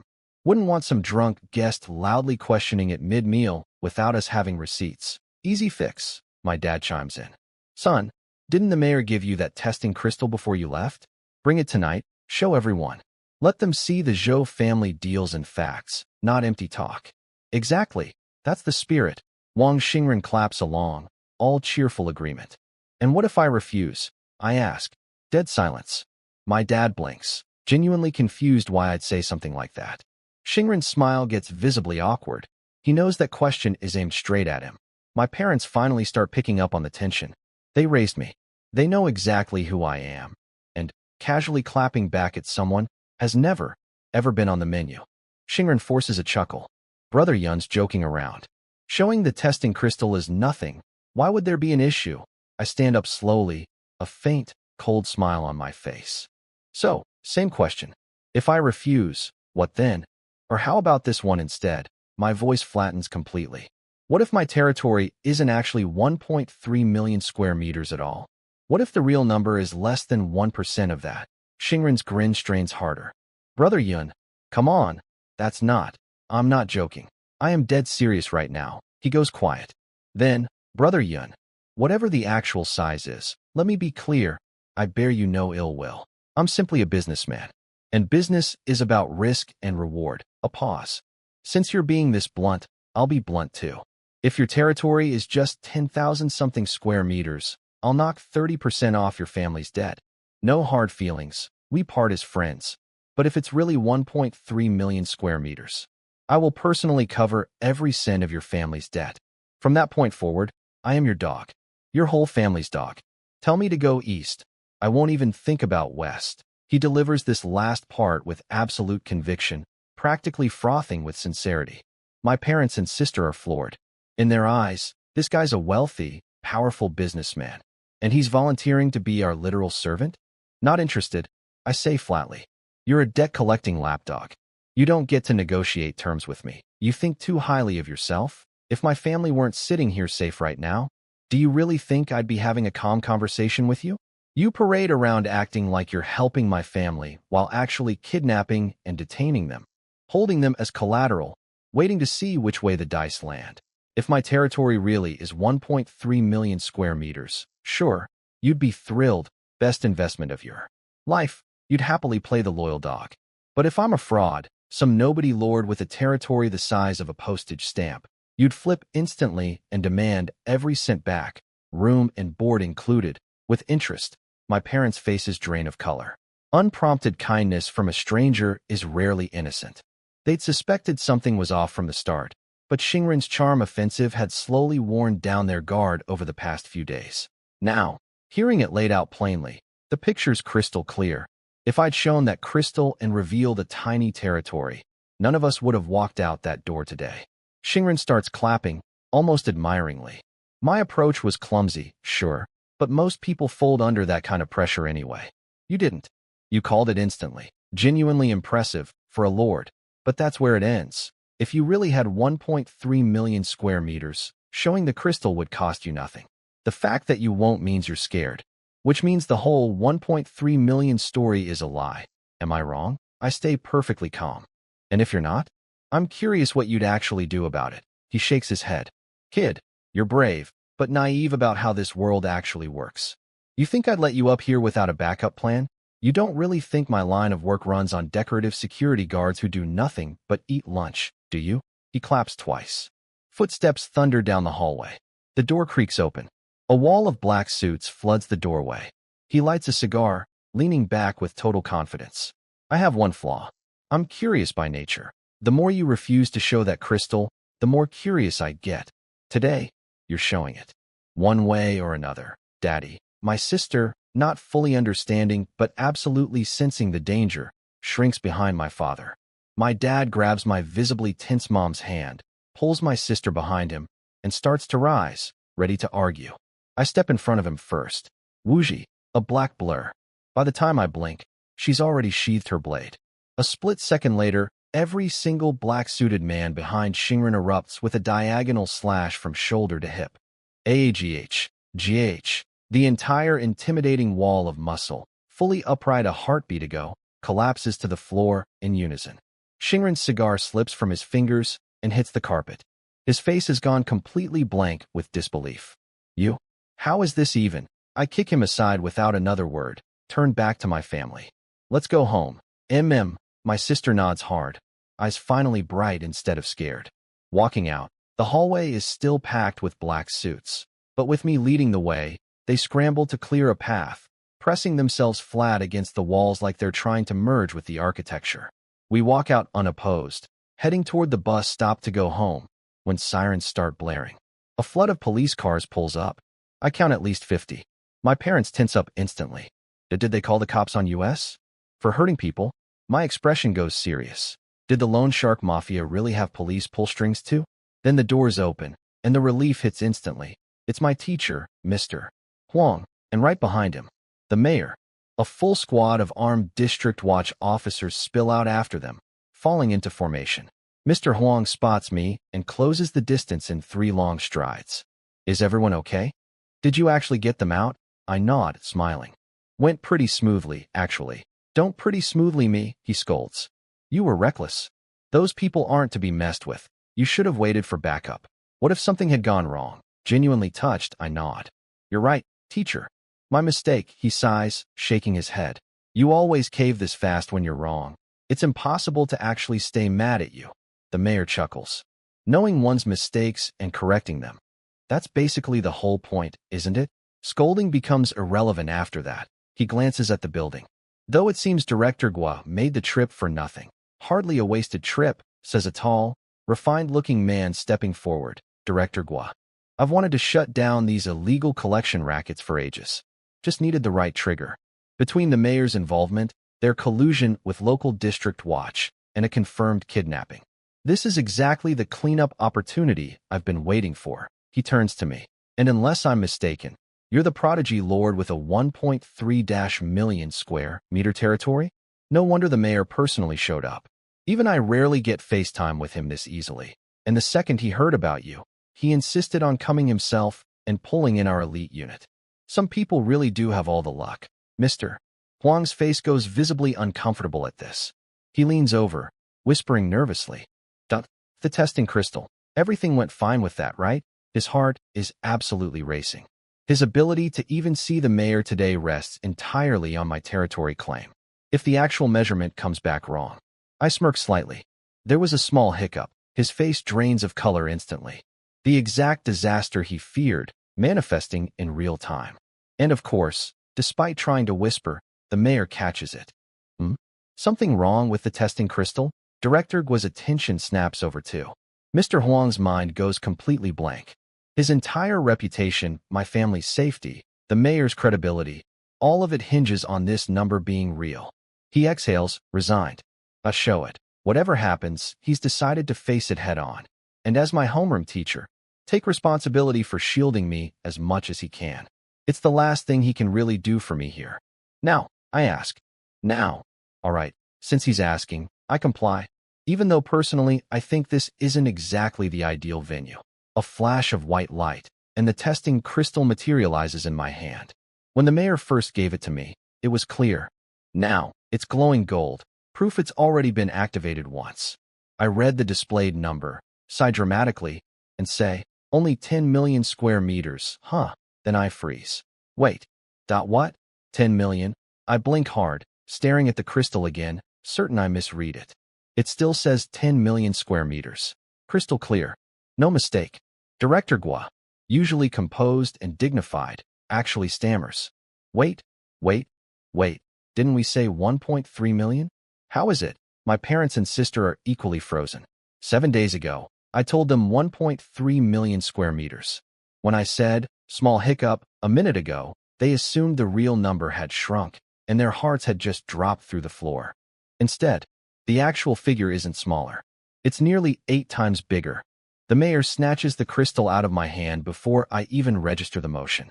His voice carries barely contained excitement, edged with absolute authority. Not the place for this conversation. Come with me, my whole family, plus Mr.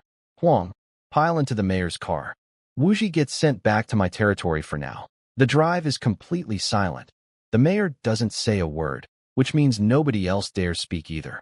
We arrive at the mayor's residence in this strange, tense quiet, walk through gardens, a long corridor, a koi pond, and finally into an ivory-colored building. Click. The door locks behind us. The mayor visibly relaxes. This building has a soundproofing barrier. No one else is present. And no need to worry about cult surveillance either. Cult. Everyone's expression darkens instantly. In humanity's ongoing war against the calamity beasts, a small but real faction of humans has defected, worshippers who serve the beasts directly, working to help them conquer the world entirely.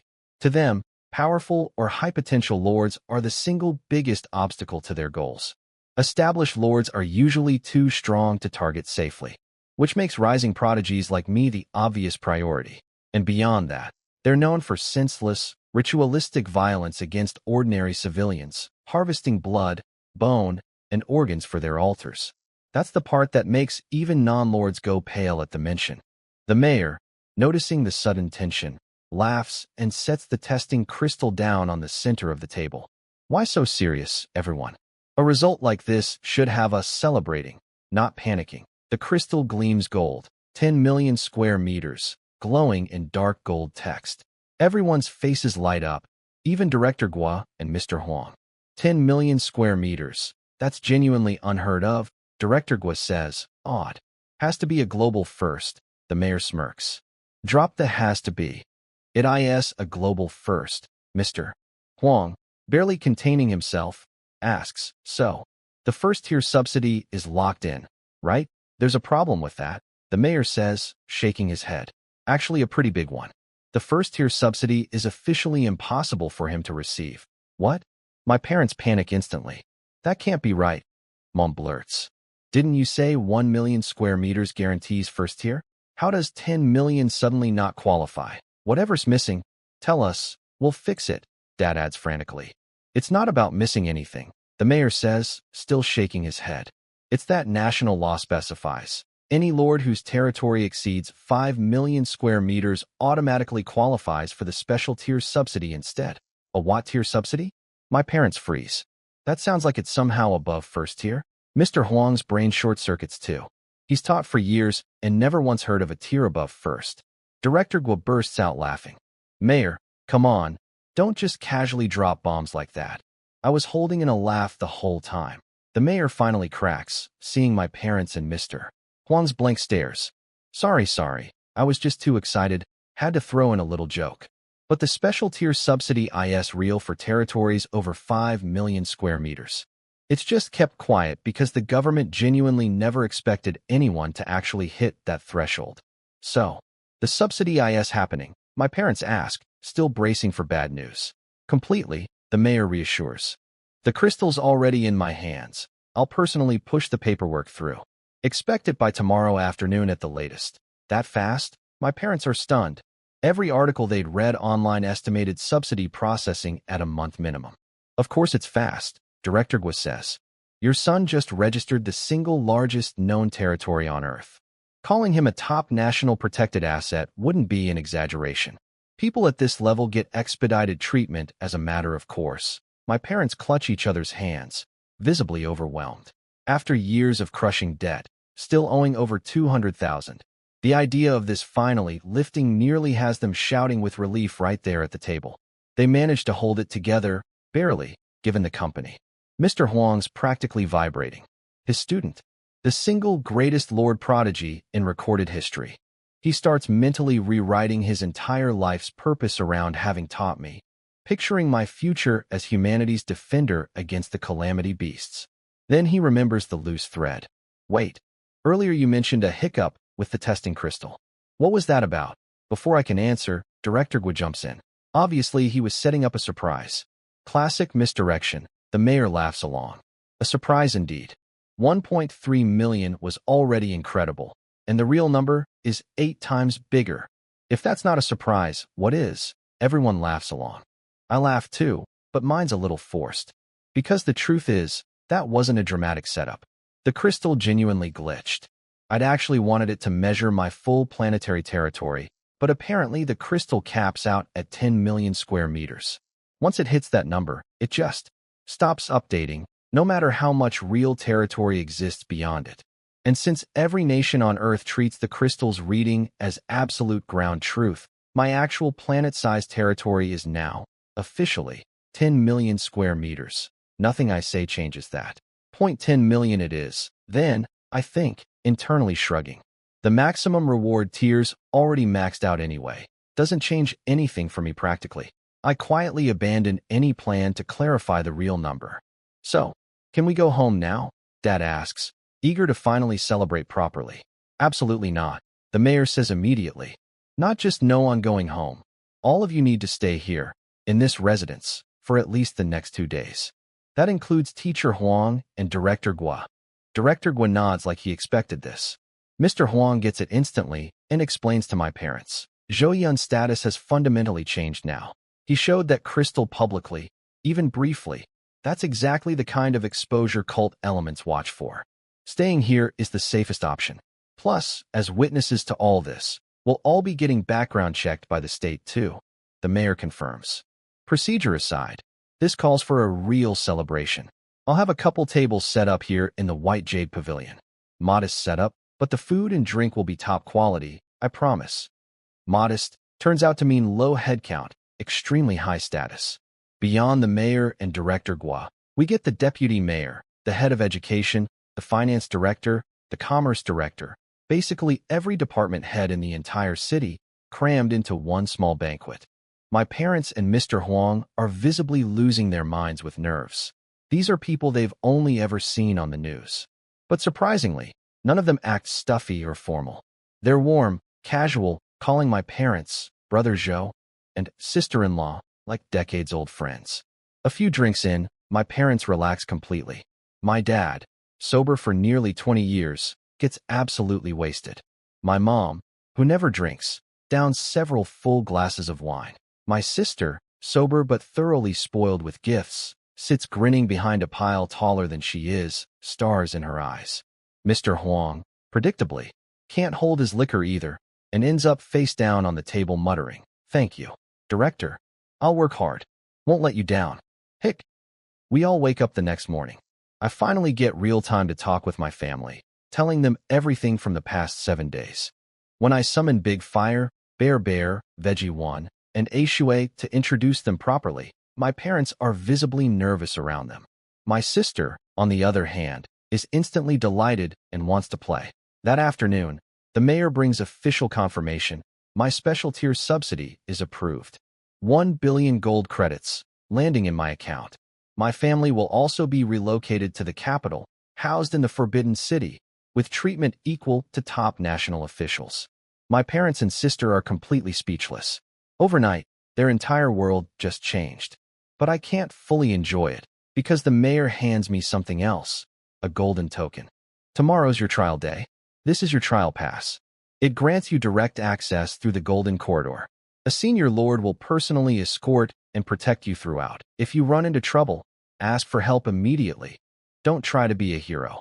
Unlike other participants, your top priority is simply staying safe. After a few more instructions, he leaves, and I'm left staring at the token with a tired smile. 18 years a commoner, and suddenly I get the full VIP treatment. I turn the token over. Everyone else gets silver. Mine's gold, real subtle, and a senior lord babysitting me the entire trial. I sigh.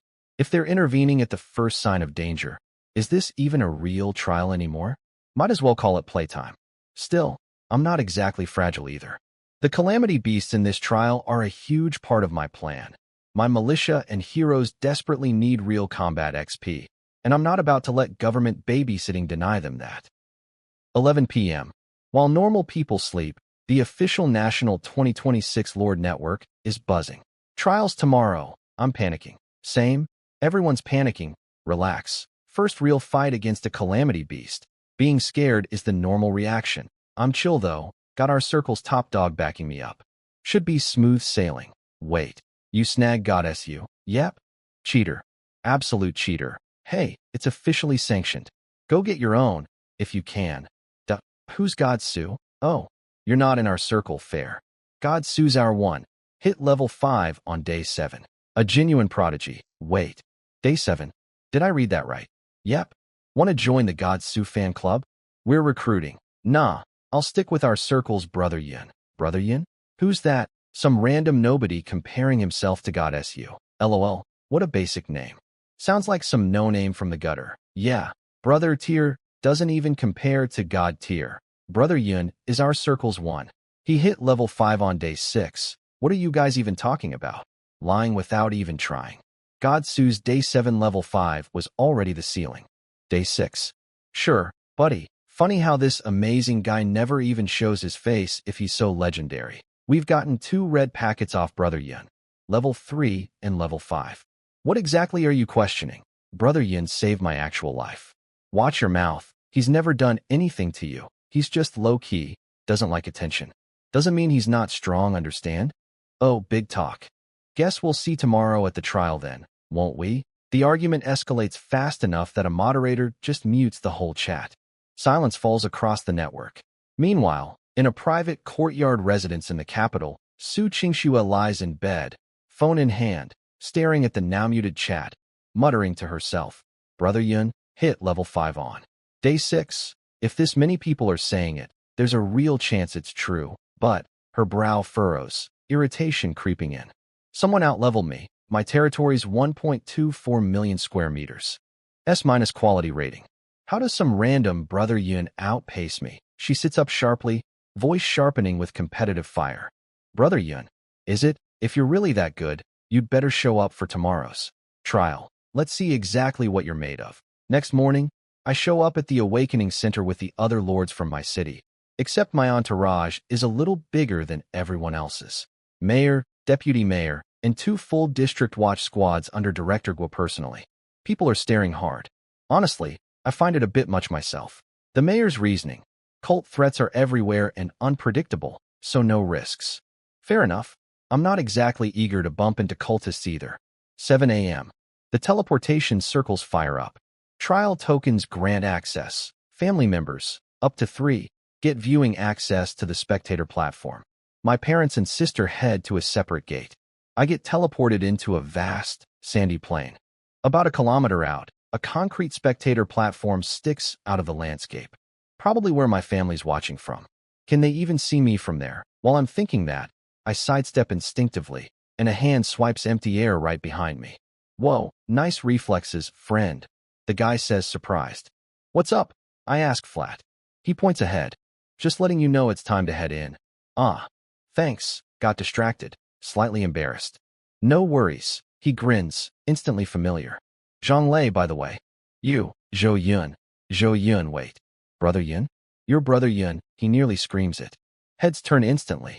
Wait, the real brother Yun? We're seeing him in person? Has to be a coincidence. The real brother Yun wouldn't be in a regular line like this, right? Top performers go through the golden corridor, not the normal queue. Mid-debate, I quietly step out of the regular line and walk straight toward the golden corridor, jaws dropping behind me. The regular line stretches out of sight. The golden corridor? Completely empty. I pull out my golden token and disappear through the entrance, leaving a trail of stunned faces in my wake. He actually walked the golden corridor. It's really him? It's him. I literally just watched the Real deal walk past and didn't even ask for a photo. What is wrong with me? There goes my chance at an autograph. Zhonglei's practically having a breakdown of regret. I was this close to teaming up with Brother Yun. This close. Then someone scoffs nearby. Puffed. Brother Yun. All that hype in the chat, and in person he's just mildly attractive. Nothing special. Someone agrees instantly. Not even close to Godsu. Completely different presence. Obviously, Godsu's literal capital city nobility, not some random nobody. Speaking of, has anyone even seen Godsu here? Nope. Weird, right? Big dramatic entrance planned? Nah. Someone with Godsu's status doesn't even bother with the corridor. Straight onto the trial transport. Probably already boarded. God SU swag. God SU forever. My defenders are visibly fuming, ready to escalate, when soldiers step in.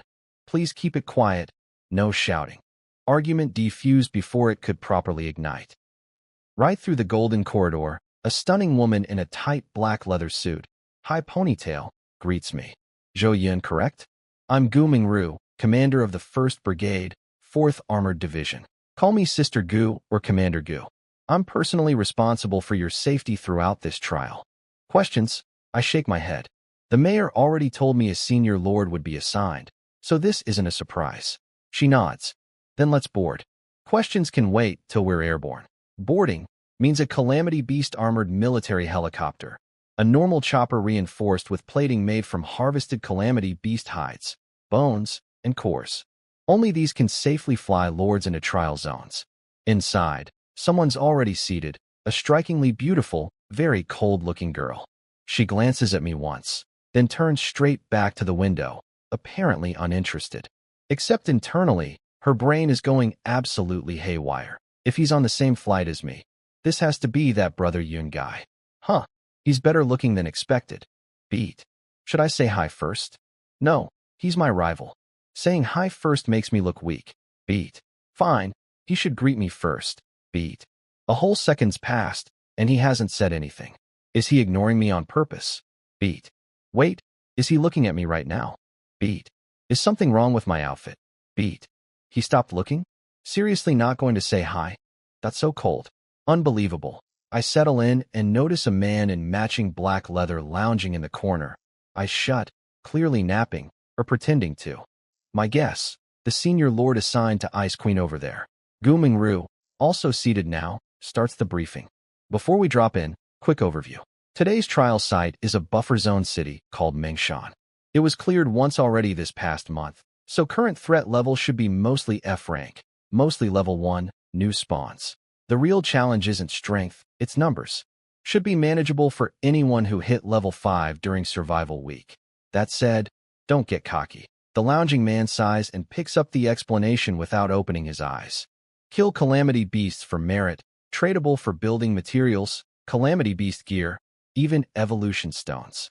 If you don't need any of that, find a safe spot on the outskirts and hide. Playing it safe as a rookie isn't shameful, but if you want serious merit, ranking, glory, head toward the city center. Density and threat level both scale up the deeper you go. Past F rank, you'll hit E rank. Survive that gauntlet, and there's a D rank boss waiting at the core. Kill it. You take first place this trial. Plus merit equivalent to taking down a level 50 B rank boss. Rookie exclusive perk, lucky you. Stop tempting them. Gumingru snaps. What? Just stating facts, he shrugs. Silence settles over the cabin after that, everyone retreating into their own thoughts. I close my eyes too, mentally reviewing trial info I'd already studied. Most of what they said is public knowledge, and I'd done my homework. For me, merit's the real priority. It outvalues straight credits by a mile. Most rookie lords trade it for basic materials, but the real value play is Calamity Beast gear, or, even better, evolution stones, exclusively available through the merit shop. Experience, needed. Evolution stones, needed. Ranking, genuinely don't care. My internal logic, my own territory's home to a literal solar bird and a fire dragon. Safety back home is temporary at best. I'll need to keep exploring, which means I need my militia and heroes leveled up as much as possible, fast. But the cult threat means going full power recklessly probably isn't smart either. Annoying, I mutter internally. Half an hour later, rotors spin up. We're moving. Meanwhile, at the spectator platform, the commentary booth rises into view. Good morning, families of our lords. I'm Ace, alongside Bing Bing, bringing you full coverage of the Mengshan City trial. On the big screen now, you can see the transport choppers heading out and notice the lead aircraft's slightly different coloring. That's because it's carrying our two most promising new lords this cycle. Su Qingxue, daughter of the prestigious Su family in the capital, and Zhou Yun, a commoner academic prodigy from Qinghe City, territory. Details are classified, can't share those, sorry. Bing Bing. Even naming them outright feels a little risky, no? Ace, we're good. This broadcast is family only, and security around the platform is locked down tight. 20 minutes later, the choppers reach Mengshan's outer perimeter. Jump, Gumingru calls, leaping out first. I follow without hesitation, parachuting standard lord training, covered in school ages ago. White canopies bloom across the sky as 11,032 lords nationwide drop into their respective trial zones simultaneously. I land clean. Before I can even survey my surroundings, a swarm of gray lizard things rushes me. Ashen Louse Lizard. F-rank Calamity Beast. Level 1. Weak across every stat. No skills, no talent. Basically a hairless lizard that puffs out vision-blocking ash when killed.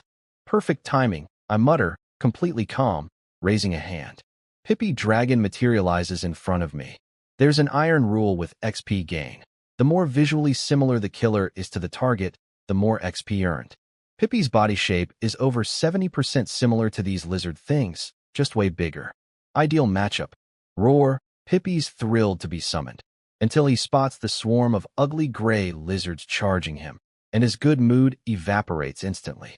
Roar, he stomps one stocky claw down, and a familiar pale red ring of light expands outward from him. Crimson Flame Domain.